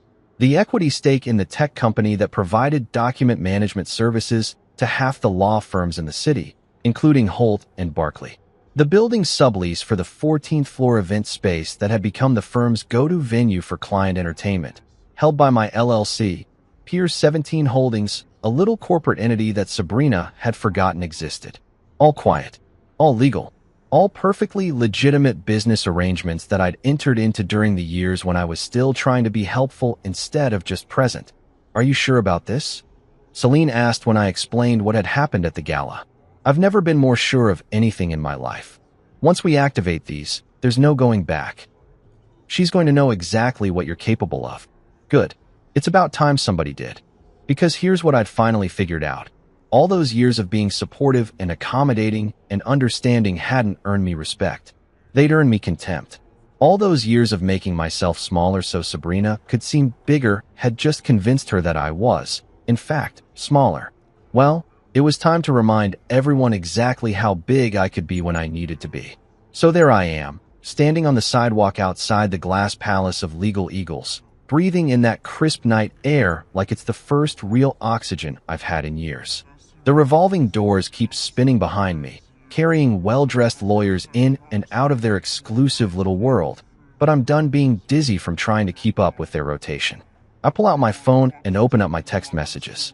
3 contact threads that have been sitting dormant for months, waiting for exactly this moment. 3 simple messages that are about to turn Sabrina's perfect evening into a very educational experience about the difference between partners and props. The first text goes to Marta Quintero, General Counsel at Kestrel Freight. Marta and I go way back. She was actually the one who taught me that the best business relationships are built on trust and clear communication, not fancy degrees and expensive suits. She's the kind of lawyer who gets her hands dirty, who understands that moving freight isn't just about logistics. It's about people trusting you to get their stuff from here to there without drama. I type one word, redirect. That's it. One word that activates a clause in our master services agreement that I'd negotiated 2 years ago when Kestrel was expanding their legal needs. A clause that gives me, personally, the discretionary authority to redirect all of Kestrel's outside counsel work with 30 days' notice. A clause that Sabrina had thought was quaint when I'd mentioned it in passing, like I was playing dress-up in the grown-ups business world. Kestrel represents about 40% of Holt and Barclays' monthly revenue. Funny how quaint clauses can have such non-quaint consequences. The second text goes to Rafi Danish, CEO of Nexus Legal Systems, the tech company that provides document management software to half the law firms in the city. Rafi's one of those brilliant guys who built his business from his garage and never forgot what it felt like to be underestimated by people in expensive suits. I'd invested in Nexus 3 years ago when they were still a startup looking for seed money. Not a huge investment. I'm not exactly swimming in venture capital over here, but enough to give me a 5% equity stake and a seat on their advisory board. Enough to have a say in certain business decisions, including enforcement of contract terms when clients fall behind on their integration fees. Enforce, I type. That one word is going to flip Holt and Barclays' entire document management system into read-only mode until they settle some outstanding fees that have been mysteriously under review for the past 6 months. Fees that Sabrina had assured me were just a temporary accounting issue that would be resolved any day now. The third text goes to Lydia Chun, building manager for the corporate complex that houses the 14th floor event space. Lydia runs that building like a Swiss watch. Everything on time, everything by the book, everything documented in triplicate.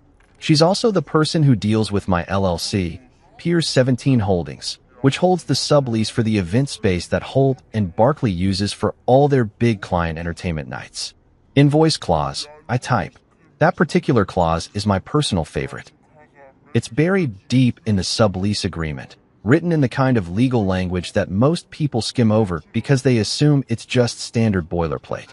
But Celine helped me craft it specifically to address reputational breaches and conduct inconsistent with the professional standards expected of subleasee events.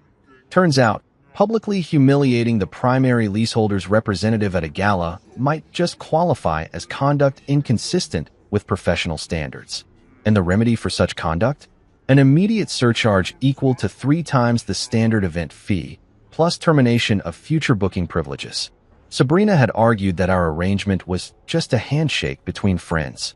But handshakes aren't contracts, and I've always been better with contracts than handshakes. I hit send on all 3 messages, slip my phone back into my pocket, and drive exactly 2 blocks away to a spot where I can see the windows of the ballroom, but won't be obvious to anyone inside. I'm not looking for a fight. I'm looking for truth. And sometimes truth needs a little help making itself heard. The interesting thing about perfectly planned events is how quickly they can become perfectly planned disasters when a few key variables change.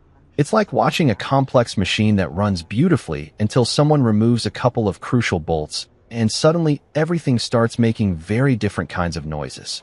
I sit in my car and wait. Not because I'm enjoying the anticipation. Okay, maybe I'm enjoying it a little, but because I want to see how long it takes for reality to penetrate the bubble of Sabrina's perfect evening. About an hour later, as I'm listening to some classic rock station and wondering if this is what midlife crisis feels like, I can see movement in the ballroom windows. Sabrina's at the podium now, probably giving her speech about everyone who mattered, and how grateful she is for all the support that made this moment possible. I wonder if she'll mention the logistics guy who helped make half of this success possible. I'm going to go out on a limb and guess no. That's when her phone starts ringing. Even from 2 blocks away, I can see the shift in her body language when she glances at her phone and sees whatever emergency is demanding her attention. Then it rings again, and again. Her wrist buzzes, probably her Apple Watch alerting her to urgent emails. Trent's watch starts buzzing too. I can see Priya hurrying toward the dais with that particular kind of urgent walk that means we have a situation. In my mind, I can practically hear the conversation happening in that ballroom. The frantic whispered conferences, the urgent phone calls to IT departments and account managers, the dawning realization that their biggest client has just activated a redirect clause that nobody thought would ever be used, that their document management system has suddenly become about as useful as a chocolate teapot until they settle some mysteriously overdue fees, that their favorite event space has just invoiced them for conduct that somebody apparently found professionally inappropriate. I imagine Sabrina's face as she processes what's happening. The confusion first, then the growing understanding, then the moment when she realizes exactly who has the power to fix all of these problems at once. The best part about having leverage isn't using it. It's the moment when the other person realizes you have it. My phone buzzes. Text message from an unknown number, but I recognize the tone immediately. Fix this. Now. I look up at the ballroom windows one more time, then put my car in drive. Some conversations are better had in person. The next morning, I wake up feeling like I've been hit by a truck full of clarity. You know that feeling when you finally stop hitting your head against a wall and suddenly realize how much your head doesn't hurt anymore? Yeah, that's exactly where I am right now. My phone has been buzzing since about 6 a.m. with increasingly frantic messages from Sabrina, but I've got more important things to do than manage her crisis. I've got some housekeeping to take care of. I make myself a proper breakfast for the first time in months. Real eggs, actual bacon, toast that doesn't come from a package, and sit down at my kitchen table with my laptop and a stack of documents that I've been meaning to review for way too long. Time to remove some safety nets that I never should have provided in the first place.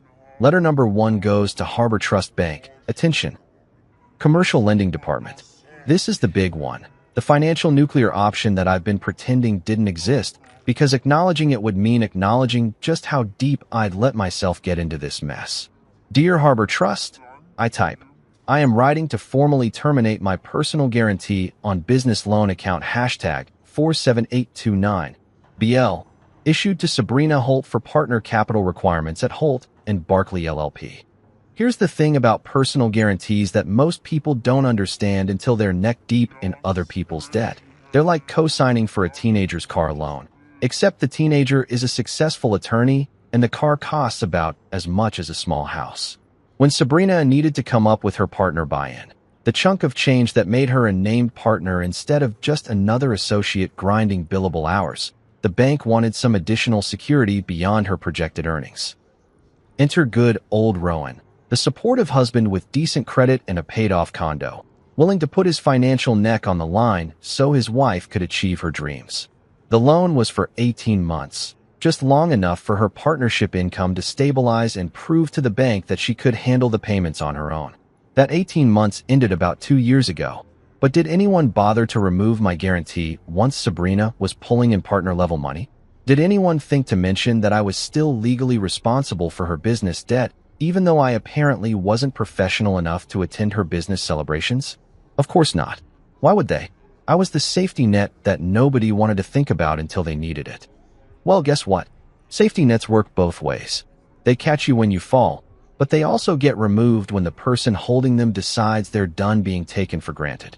I print the letter on good paper, the kind that says, "This is not a joke," sign it with my fanciest pen, and set it aside for certified mail. Let's see how quickly the bank moves to replace my guarantee when they realize their backup plan just walked out the door. Letter number 2 goes to American Express Business Services. This one's almost funny in how petty it could seem to an outside observer, but petty is just another word for paying attention to details that other people ignore.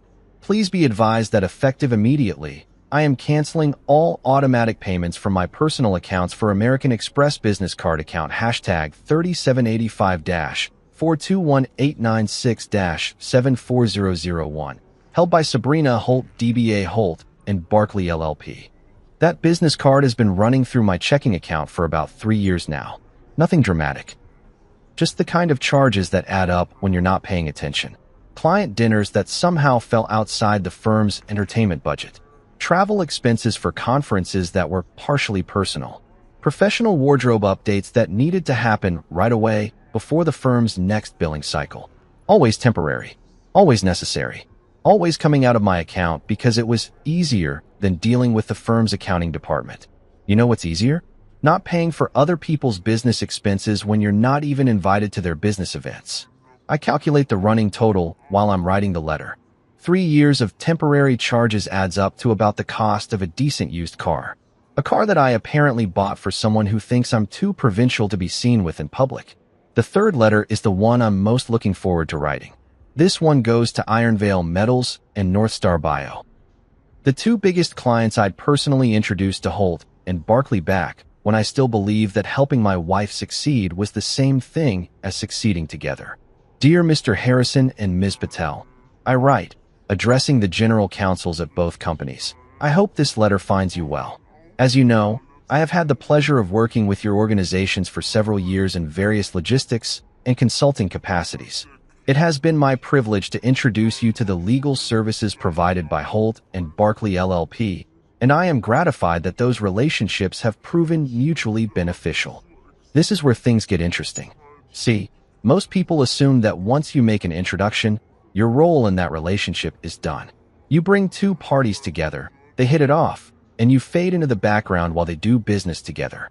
But that's not actually how professional relationships work in the real world. In the real world, relationships are maintained by the people who built them. Trust transfers through personal connections, not corporate letterhead. When a general counsel trusts a vendor recommendation, they're trusting the person who made the recommendation, not just the company being recommended. However, I wanted to inform you that I will now be working with an independent firm, Moreno & Shaw, to provide legal services that better align with my consulting practice. Maria Moreno and David Shaw have built a boutique practice that specializes in exactly the kind of pragmatic, client-focused representation that I believe will serve your organizations well. I'd had lunch with Maria Moreno about 6 months ago. Brilliant lawyer, Harvard-educated, but she'd grown up in a family that ran a small trucking company before she went to law school. She understood that business wasn't just about billable hours and partner retreats. It was about real people solving real problems for other real people. She also understood that when you're building a practice, you treat the people who bring you clients like partners, not inconveniences. Moreno & Shaw has expressed great interest in working with organizations like yours, and I believe you will find their approach both professional and refreshingly collaborative. I will be happy to facilitate introductions at your convenience. The beautiful thing about this letter is that it doesn't actually say anything negative about Holt and Barclay. It doesn't even explicitly say that I'm pulling my recommendations. It just mentions that I'm now working with a different firm and would be happy to make introductions. But here's what every general counsel in America will understand when they read between those carefully crafted lines. The guy who brought us this relationship is now working with someone else, and he's suggesting we might want to consider working with someone else too. Corporate loyalty is a funny thing. Companies don't really have relationships with other companies. People have relationships with people. And when the person who built the relationship suggests that there might be better options available, smart businesses listen. I print all 3 letters on my best letterhead, sign them with my most confident signature, and drive to the post office to send them certified mail. Not because I'm trying to be dramatic, but because certified mail creates a paper trail, a record of exactly when these safety nets were removed and by whom. Sabrina calls while I'm standing in line at the post office. I let it go to voicemail. Then she calls again, and again. By the time I get back to my car, I have 7 missed calls and 3 voicemails that I'm pretty sure consist mostly of various creative ways to call me vindictive. I listen to exactly one of them. "You vindictive child." Her voice hisses through my phone speaker. "Do you have any idea what you've done? Do you understand that you're destroying everything we built together?" Everything we built together. Interesting choice of words from someone who apparently built it all by herself and just needed me to stay out of the way. I delete the voicemail without listening to the others. For the first time in years, I have nothing to say to my wife. Turns out, silence really does feel like oxygen when you've been suffocating for this long. 2 days later, I wake up feeling like I've been sleeping for the first time in years instead of just lying in bed waiting for morning. There's something liberating about cutting ties. Like finally taking off shoes that have been pinching your feet so long you'd forgotten what comfortable felt like. I make my coffee, read the news, and decide it's time for the conversation that's been building toward this moment for months. I put on my charcoal suit, not the one I wore to firm events where I try to blend in, but the one I wear when I need people to remember that I belong in whatever room I'm walking into. It's a good suit, well-tailored, the kind that says, "I may work in logistics, but I'm nobody's sidekick." I take my time with the tie, make sure my shoes are polished, and check myself in the mirror. Today, I'm not going to Holt and Barkley as Sabrina's husband. I'm going as myself. The lobby feels different when you're not worried about fitting in. Still all marble and glass and intimidating architecture, but now it just looks like an expensive office building instead of some temple where I'm not worthy to worship. I walk up to the security desk where Ozzy's working his morning shift. "Hey, Mr. Pierce," he says with a genuine smile. "Haven't seen you around in a while." Ozzy and I had talked once about his newborn daughter, how she was keeping him and his wife up all night, how expensive formula was getting, how amazing it was to watch this tiny person discover the world for the first time. The kind of conversation you have with someone when you actually see them as a human being instead of just part of the scenery. "Hey Ozzy, how's little Sarah doing? Still keeping you guys up at night?" "Getting better," he grins. "She's sleeping through the night about half the time now. My wife says I should appreciate it while it lasts because the terrible twos are coming." Smart woman. "Listen, I need to get upstairs. Is conference room availability still handled through Mia?" "Yeah, she's at the main reception desk now. I'll call up and let her know you're coming." See, that's the thing about treating people like they matter. They remember you when it counts. Ozzy doesn't ask why I need a conference room or whether I have an appointment. He just makes the call because we're 2 guys who've had actual conversations about real life. Mia, Sabrina's assistant, looks nervous when I approach her desk. Not the kind of nervous you get when you're worried about someone, but the kind you get when you're caught between competing loyalties and you're not sure which side is going to win.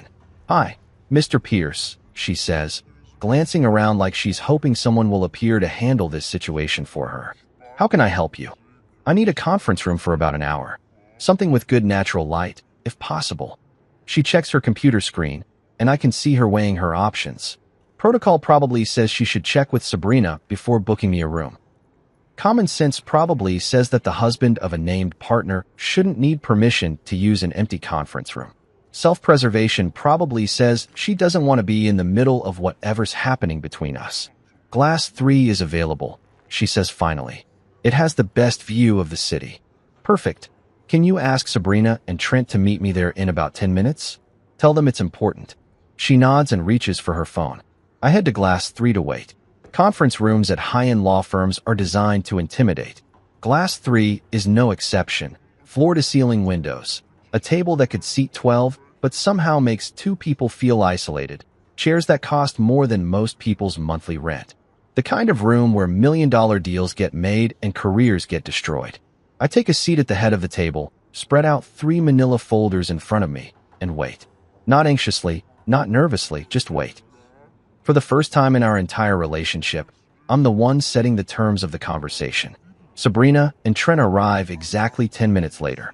Sabrina's wearing her armor, a black suit that probably costs more than my car payment, the kind of power outfit that's designed to remind everyone in the room who's in charge. Trent's got his game face on too, all-pressed shirt and intimidating presence. They sit across from me like we're negotiating a hostile takeover instead of having a conversation about marriage and business relationships. Which, when I think about it, maybe we are. Trent starts talking before they're even settled in their chairs. Whatever game you're playing with our vendors ends now, Rowan. This is business, not some personal vendetta. I slide the first folder across the table. You're absolutely right, Trent. This is business. This is the Document Management Services Agreement between Nexus Legal Systems and Holt and Barkley. Page 7, Section 12, Subsection C. Outstanding integration fees that have been under review for approximately 18 months. I slide the second folder. This is the sublease agreement for the 14th floor event space. Page 15, Clause 47. Conduct inconsistent with professional standards, with remedies including immediate surcharge and termination of booking privileges. The third folder lands in front of Sabrina. And this is the Master Services Agreement between myself and Kestrel Freight, with full discretionary authority over outside counsel selection. Signed, witnessed, and filed with their corporate office 3 years ago. Trent opens the first folder and starts reading. I can see his expression change as he processes what he's looking at. These aren't games or pranks or emotional outbursts. These are contracts. Legal documents with actual terms and real consequences. These aren't games. I continue, keeping my voice level and professional. They're contracts that you've benefited from for years while pretending I didn't exist. Business relationships that I built and maintained while being told I wasn't partner material. Sabrina's jaw flexes, that little tell she has when she's trying to control her temper. Why, Rowan? Why are you doing this? It's a good question. Maybe the only question that matters. Because you invited my introductions, my credit, my signature, my silence, just not me. Because for 5 years, I've been an investor in your success without any equity in your respect. Because you made it clear that I don't fit your image, and I've decided you're right. Trent looks up from the contracts. What do you want? I want what everyone wants in business, Trent. I want terms, clear expectations, mutual respect. I want to be treated like a partner instead of a problem. And if we don't agree to your terms? I lean back in my chair and look out the floor-to-ceiling windows at the city below. All those people down there living their lives, making their deals, building their relationships on foundations of mutual respect instead of one-sided sacrifice. Then you'll discover what it's like to run a law firm without the relationships that I brought to the table, without the financial backing that I provided, without the vendor agreements that I negotiated. You'll find out whether your success was really all about your legal brilliance, or whether some of it might have had to do with the logistics guy who wasn't partner material. The room gets very quiet. The kind of quiet that happens when everyone suddenly understands exactly how much power has shifted and in which direction. Sabrina finally speaks, and her voice is softer than I've heard it in months. What do you want from me, Rowan? I want you to decide whether you want a husband or a silent investor. Because I'm done being both. You know what they say about throwing stones in glass houses? Well, turns out when you're dealing with a law firm that's basically one giant glass house, even the smallest pebbles can cause some pretty spectacular damage. By 5 o'clock that evening, the legal press had picked up the story, and by 6, my phone was buzzing like an angry hornet's nest. Anchor client leaves Holt and Barkley after partner gala, reads the headline in Legal Tribune. Not exactly Pulitzer Prize material, but you've got to love how fast news travels in the incestuous world of corporate law.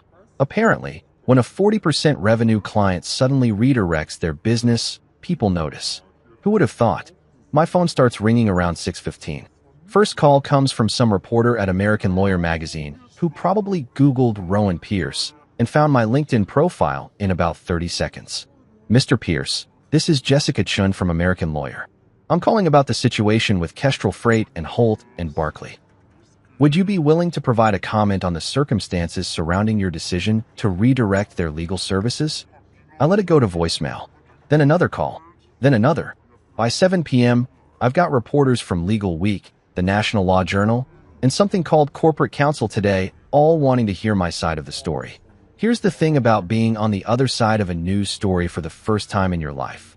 Everybody wants to make you the villain or the hero, and nobody's particularly interested in the truth, which is usually somewhere in the boring middle.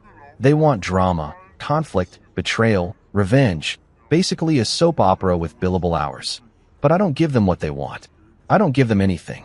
Celine, being the excellent attorney and better friend that she is, had prepared for this exact scenario. She issues exactly one statement, probably the most diplomatically worded "go screw yourselves" in the history of legal press releases. Our client wishes the firm well. He is merely aligning his business relationships with organizations that demonstrate mutual respect for all parties involved. That's it. No accusations, no drama, no juicy quotes about marital discord or professional slights. Just a polite way of saying that respect is a two-way street, and some people apparently need GPS to find it. But here's where things get interesting, because while I'm maintaining radio silence, other people aren't being quite so diplomatic.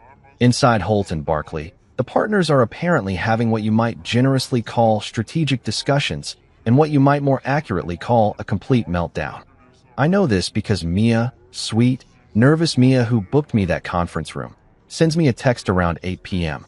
Just wanted you to know that some of us remember all the times you helped out. This isn't right. 20 minutes later, Kara Winters, Sabrina's sharp-tongued ally and my personal candidate for most likely to make snide comments at a funeral, posts something on her Instagram story that she probably thinks is subtle but actually lands like a brick through a window. Some people can't handle when others succeed, she writes, over a picture of what looks like expensive wine in what's probably an expensive restaurant. Disgruntled spouses who try to sabotage their partner's career are the worst kind of toxic. Hashtag blessed, hashtag partnership, hashtag success. Now, Kara apparently forgot a few important things when she decided to take her passive-aggressive show public. First, she forgot that the internet never sleeps and has a very long memory. Second, she forgot that I've been part of this firm's ecosystem for 5 years, which means there are a lot of photos and emails and documents floating around that tell a very different story than the one she's trying to spin. Within 2 hours, someone, and I honestly have no idea who, but God bless them, starts posting receipts in the comments of her Instagram story. Photos from previous firm events where Sabrina is literally thanking me for making tonight possible. Screenshots of emails where I'm CC'd as the client liaison for major deals. Copies of invitations to firm celebrations that explicitly mention my contributions to successful closings. My personal favorite is a photo from about 18 months ago where Sabrina is presenting some client with a commemorative plaque, and I'm standing right next to her with a big smile, because I'd been the one who spent 3 days in a warehouse in Cleveland making sure their discovery materials got processed correctly. The caption on the original post, which someone helpfully screenshots, reads, "None of this would have been possible without my amazing husband's expertise and connections." Amazing husband's expertise and connections. Funny how that transforms into disgruntled spouse when the amazing husband finally gets tired of being treated like hired help. The internet being what it is, Kara's post gets ratioed into oblivion. People start commenting with fire emojis and "this you" responses, and within about 4 hours, she deletes the whole thing and makes her account private. But screenshots are forever, and the story has already grown legs. What started as anchor client leaves law firm becomes law firm partner's husband built their client base, then gets excluded from celebration. Then it becomes the man behind the success story speaks by not speaking. Then some blogger at Above the Law writes a piece called "When Your Plus One Built Your Career But Isn't Plus One Material" that gets shared about 1,000 times. The narrative doesn't become a scandal, exactly. It becomes something more dangerous for a firm that depends on reputation. It becomes symmetry. The story of someone who gave everything to build something and then got told they didn't belong in the thing they'd built. The kind of story that makes potential clients wonder what kind of people they're really doing business with. Meanwhile, I'm sitting in my living room, eating Chinese takeout, and watching the whole thing unfold from a comfortable distance. My phone keeps buzzing with text messages. Some from reporters I ignore, some from old colleagues expressing support, and a few from people I barely know who apparently think this whole situation is hilarious. Around 10 p.m., I get a text from Maria Moreno at Moreno & Shaw. Ironvale and Northstar both called today, very interested in discussing a transition. Also, you're officially the most popular man in legal gossip circles right now. How does it feel to be famous? I text back, like I'm finally getting credit for work I did years ago. The best part about the whole media circus is that I don't have to manage it, defend it, or explain it. The facts speak for themselves, and the facts are pretty simple. I built relationships, I got results, I supported success, and then I got told I wasn't good enough to celebrate that success. Sometimes the truth is the best revenge because it doesn't require any embellishment. At 11 p.m., my phone buzzes one more time. Sabrina, texting from what I assume is Damage Control Central. This has gone too far. We need to talk. I look at the message for about 30 seconds, then turn off my phone and go to bed. For the first time in months, I sleep like a baby. They say that consequences have a way of arriving in their own time, but apparently nobody told them that sometimes they show up early and bring friends. Over the next 2 weeks, I get to watch the domino effect of my little rebellion play out in real time, and I've got to admit, it's better than any premium cable drama series. The first domino falls exactly 48 hours after my glass conference room performance. Harbor Trust Bank, those lovely folks who've been enjoying my personal guarantee on Sabrina's partner loan for way longer than originally planned, sends a very formal letter to both of us explaining that they'll need to restructure the lending arrangement now that the original guarantor has withdrawn his support. Banking language is a beautiful thing when you know how to read between the lines. Restructure the lending arrangement translates roughly to, we still want our money, but now we're going to charge you a lot more for the privilege of borrowing it, because we no longer have your husband's excellent credit score to fall back on. Sabrina's new loan comes with an interest rate that's about 3 points higher than what she was paying when I was backing her play. Not enough to bankrupt her, but enough to make her monthly payments feel a lot less comfortable. Enough to make her think twice about those impromptu shopping trips to Nordstrom and those weekend spa retreats that used to appear on our joint credit card statements. The quarterly partner draws at Holt and Barclays start shrinking too, though that takes a little longer to manifest. See, when you lose 40% of your monthly revenue overnight, you can't just absorb that loss by cutting back on office supplies and cheaper coffee in the break room. You've got to make real adjustments to real budgets, which means real cuts to real paychecks. Kestrel Freight doesn't just redirect their business to Moreno and Shaw. They do it with the kind of efficiency that makes other clients pay attention. When a company that's been loyal to a firm for 3 years suddenly jumps ship, other companies start asking questions. Not hostile questions, just the kind of prudent business questions that smart executives ask when they see patterns they don't understand. Maria Moreno handles the transition like the consummate professional she is. No trash-talking Holt and Barclay, no dramatic announcements about superior service, just quiet competence and the kind of personal attention that reminds clients why they chose to work with someone in the first place. Ironvale Metals follows Kestrel's lead within a week. Their general counsel, a sharp woman named Janet Harrison, who's been in corporate law longer than I've been alive, calls me personally to discuss the transition. I want you to know, she tells me, that our decision isn't based on any dissatisfaction with the legal work Holt and Barclay provided. They're competent attorneys. But business relationships are built on trust and mutual respect, and when I see how they treated the person who brought us together, it makes me question their judgment in other areas. Janet's a straight shooter who doesn't waste words, so when she says she's questioning their judgment, what she means is that she's wondering what other important relationships they might be taking for granted. Smart executives don't like working with people who can't manage their own internal dynamics. Northstar Bio takes a little longer to make their move, but when they do, it's even more definitive. They don't just redirect their routine legal work. They pull their entire regulatory compliance contract, which represents about 15% of Holt and Barclay's total revenue. Their reasoning is elegantly simple.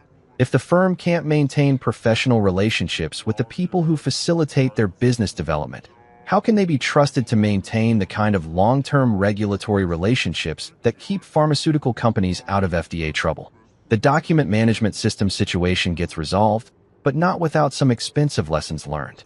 Nexus Legal Systems flips the system back to full functionality after Holt, and Barclay pays not just the outstanding integration fees, but also a late payment penalty that probably costs more than most people's annual salary.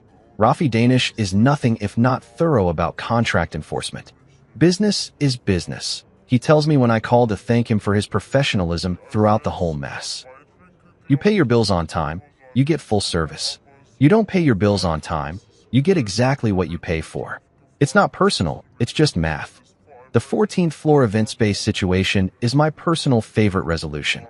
Pier 17 Holdings, my little LLC that apparently nobody at Holt and Barclay bothered to investigate when they started using the space, terminates their future event privileges for what the contract very specifically defines as reputational breach inconsistent with the professional standards expected of sublessee events. The termination comes with a surcharge that's exactly 3 times the standard event fee, plus a very polite explanation that future bookings will not be accepted from organizations that demonstrate conduct incompatible with the mutual respect and professional courtesy that this venue seeks to maintain. Lydia Chun, the building manager, handles the whole thing with the kind of bureaucratic precision that would make a Swiss-trained conductor weep with joy. No drama, no personal animosity, just a thorough application of contractual terms that nobody apparently thought would ever be enforced. The real beauty is that none of this feels like revenge.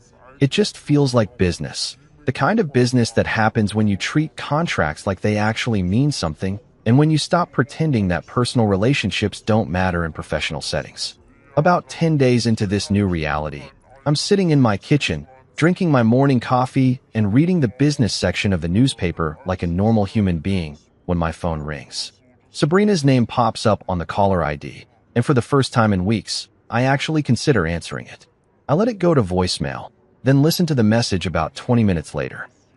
Rowan. Her voice sounds tired in a way I haven't heard since her bar exam prep days. I know you're angry, and I know I screwed up. But this has gone beyond making a point. The firm is hemorrhaging money, the partners are panicking, and I'm spending more on loan payments than I'm bringing home. We can fix this if we just sit down and talk like adults. Please, call me back. I saved the message, but don't call back. Not yet. That evening, around 11 p.m., which, let's be honest, has always been Sabrina's preferred time for difficult conversations because she thinks I'm more pliable when I'm tired, she texts me from what I assume is her office, because she's apparently still there at 11 p.m. on a Tuesday. We can fix this. Come home. Home. Interesting word choice. The condo that I bought and she redecorated? The place where I pay the mortgage and she decides what art goes on the walls. The space where I've been walking on eggshells for months, trying not to embarrass her with my provincial presence? I look around my current living situation. A furnished apartment in a decent neighborhood that doesn't require me to pretend to be someone I'm not. Clean lines, comfortable furniture, no trophies for achievements I wasn't allowed to celebrate. No stack of bills for other people's business expenses on the kitchen counter. No constant reminders of how much money I've spent supporting dreams that apparently don't include me. It's quiet here. Not the oppressive quiet of being ignored, but the peaceful quiet of not having to justify your existence every time you walk into a room. No, I type back. Just that one word. Because sometimes the simplest answers are the most complete ones. For the first time in years, I sleep through the night without waking up at 3 a.m. wondering if I've done enough, given enough, sacrificed enough to earn my place in my own life. The answer, apparently, is that the question was wrong from the beginning. You don't earn your place in your own life. You just live it. And I'm finally ready to start living mine again. 2 days later, I get a call from David Shaw at Moreno & Shaw. They want to talk about bringing me on as a client relations partner, not a lawyer, but the guy who speaks fluent logistics and freight and can translate those languages into courtroom when necessary. We've been watching how you handle business relationships, David tells me, and we like what we see. You understand that trust is built through consistency, not just competence. You know that treating people with respect isn't just good manners, it's good business. We think you'd be a valuable addition to our team. For the first time in months, someone is offering me a position based on what I bring to the table, not asking me to minimize what I bring so someone else can look better. When can we start talking specifics? I ask. The conversation lasts about an hour, and by the end of it, I have a job offer that includes equity participation, input on business development strategy, and a title that actually reflects what I do instead of what I'm not. They value what I bring. They say my name in rooms and mean it. They understand that logistics guy isn't a limitation. It's a specialization that brings real value to legal services. Imagine that. 3 weeks after the gala where I learned I didn't fit the image, I'm sitting in a conference room at Moreno and Shaw, reviewing contracts for client relationships that I'm helping to build instead of relationships that I'm being excluded from. Maria Moreno looks across the table at me and smiles. Welcome to the team, partner. Partner, not in the legal sense. I'm not a lawyer and don't pretend to be one. But in the real sense, the sense that matters. Someone who contributes, who belongs, who gets credit for the work they do and respect for the value they bring. It's amazing how good that word sounds when someone means it. 6 months later, I'm standing by the river at 7 a.m., watching the sunrise paint the water gold while I catch my breath after a 3-mile run. There's something almost poetic about starting your day by moving forward under your own power, choosing your own pace, picking your own route. No meetings to accommodate, no schedules to work around, no need to make myself smaller so someone else can feel bigger. Turns out, when you stop spending all your energy managing other people's crises, you have enough left over to take care of yourself. Who would have thought? I've been living in my own space for 6 months now, not the furnished apartment where I crashed after the gala, but a real place that I chose and decorated and pay for without having to justify every purchase to someone who thinks my taste is too provincial for their image. It's a 2-bedroom condo in a neighborhood that's more working professional than aspiring socialite, with a kitchen that's actually designed for cooking instead of looking good in architectural magazines. The second bedroom has become my home office, equipped with the kind of technology setup that would make a logistics nerd weep with joy. Multiple monitors, a printer that actually works when you need it to, and enough desk space to spread out contracts and shipping manifests and client files without having to clear space for someone else's legal briefs. This morning, like every morning for the past 4 months, I'm headed to the offices of Moreno and Shaw, where I hold the title of Senior Partner for Client Relations and Business Development. It's a mouthful of a title that basically means I'm the guy who speaks warehouse and freight dock and C-suite with equal fluency, translating business problems into legal solutions and legal solutions back into business language that real people can understand. Maria Moreno and David Shaw turned out to be exactly what they seemed like during that initial conversation. Smart lawyers who understand that the best legal practice isn't just about knowing the law. It's about understanding the businesses and the people who need legal services. They built their firm on the radical concept that client relationships are partnerships, not transactions, and that the person who brings the client to the table deserves to stay at the table.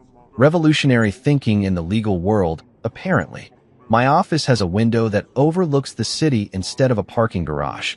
My name is on the door in actual letters instead of being conspicuously absent from guest lists. When clients come for meetings, I'm introduced as Rowan Pierce, our senior partner for client relations, instead of Rowan. He's in logistics. Small differences that add up to the difference between belonging and being tolerated. Kestrel Freight has been thriving under Moreno and Shaw's representation. Marta Quintero, their general counsel, sent me a bottle of excellent whiskey last month with a note that said, "Thank you for reminding us that business relationships should be built on mutual respect. Best decision we've made in years." Iron Veil Metals brought us 3 new clients through referrals. Companies that were impressed by the seamless transition and the personalized attention that comes from working with a firm that treats every relationship like it matters. Janet Harrison has become something of an unofficial ambassador for our services, which is the kind of word-of-mouth marketing that money can't buy. Northstar Bio has been our biggest success story. Their regulatory compliance work has expanded into a comprehensive legal partnership that covers everything from FDA submissions to international shipping regulations. Last week, they signed a 5-year exclusive contract that represents more annual revenue than I used to make in 3 years at my old logistics job. The beautiful irony is that I'm doing essentially the same work I was doing before, building relationships, facilitating communication between different worlds, helping businesses solve problems, but now I'm getting credit for it instead of being told to stay in the background while someone else takes the spotlight. David Shaw knocked on my office door yesterday afternoon with a proposal that would have seemed like science fiction 6 months ago. We're thinking about expanding, he said. Opening a second office, maybe in Chicago or Atlanta. We want someone to head up business development for the new location. Interested in being trusted with major business decisions. In having my expertise valued instead of dismissed. In being offered opportunities instead of being told I don't fit the image. Yeah, you could say I'm interested. My phone buzzes while I'm reviewing contracts for a new client, a mid-sized manufacturing company that needs help navigating some complex environmental regulations. Text message from an unknown number, but I recognize the area code. It's the same one that Holt and Barclay uses for their main office line. I'm sorry you felt excluded. Felt. That word sits there on my phone screen like a paper cut that won't heal. Not, I'm sorry I excluded you. Or, I'm sorry for how I treated you. I'm sorry you felt excluded. Like my perception of being systematically dismissed and diminished was just a misunderstanding, a failure of communication, an overreaction to perfectly reasonable professional boundaries.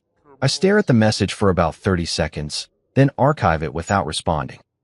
Some conversations aren't worth having, especially when the other person is still trying to rewrite history instead of acknowledging it. The thing about feeling excluded is that it requires someone to actively do the excluding. Feelings don't exist in a vacuum. They're responses to actions, to patterns, to the accumulation of small moments that add up to big truths. When someone consistently treats you like you don't belong, eventually you feel like you don't belong. Funny how that works. But here's what I've learned over the past 6 months. The best revenge isn't grand gestures or dramatic confrontations or public humiliation. The best revenge is building a life where you don't need to be on anyone's list to belong. I delete the text and get back to work. Real work. Work that matters.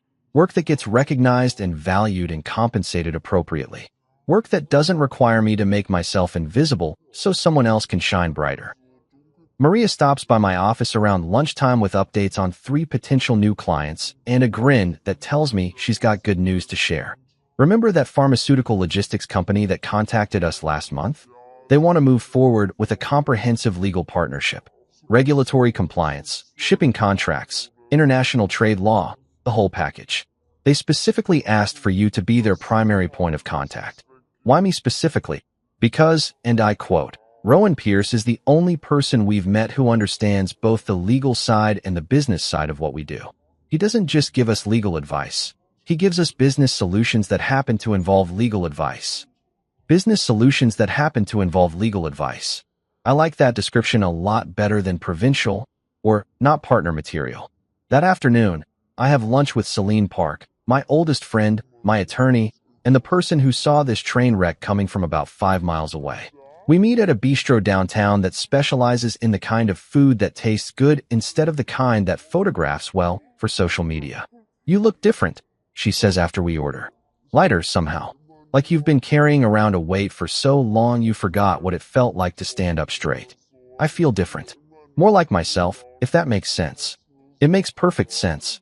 You spent 5 years trying to be the kind of person who deserved to be included in someone else's vision of success. Now you're just being the kind of person who creates your own success. Celine's always been good at cutting through the noise and getting to the heart of things. It's what makes her an excellent attorney and an even better friend. Any regrets? She asks. I think about it for a minute, really think about it. Do I regret the 5 years of supporting Sabrina's career?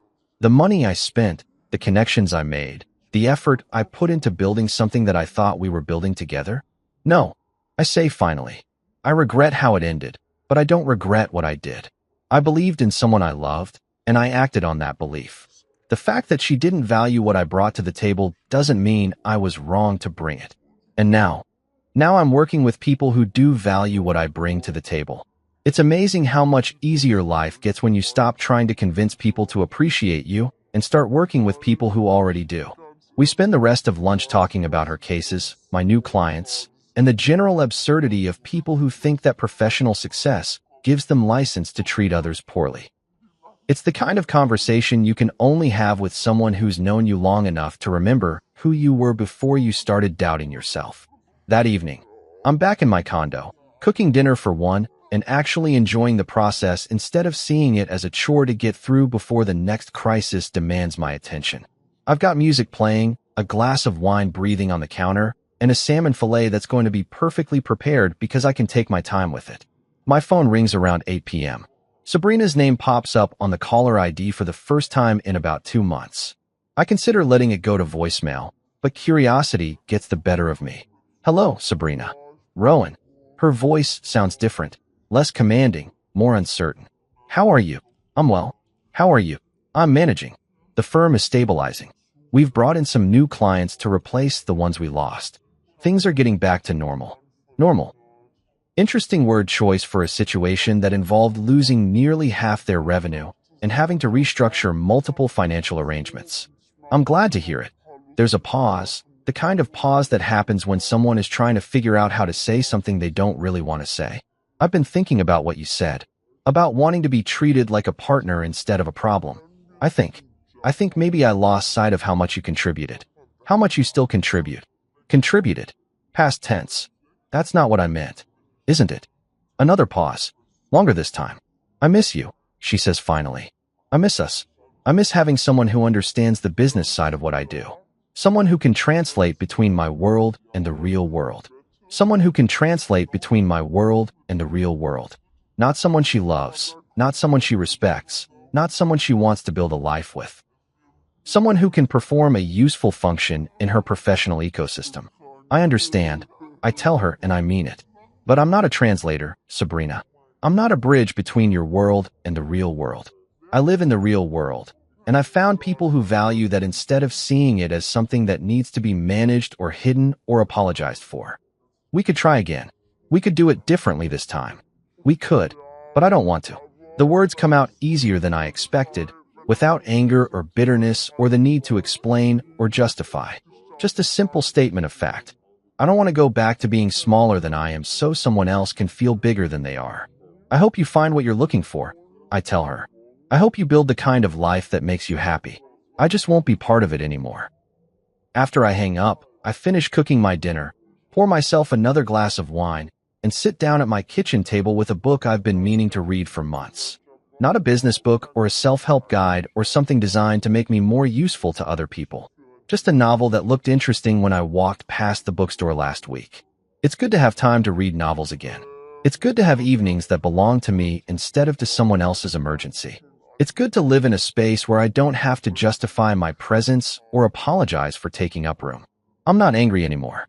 Anger requires energy that I'd rather spend on building things than tearing them down. I'm not bitter, because bitterness is just disappointment that's been allowed to ferment, and I'm not disappointed anymore. I'm just free. Free to be exactly who I am, exactly where I am, exactly when I want to be there. And for the first time in years, that feels like enough.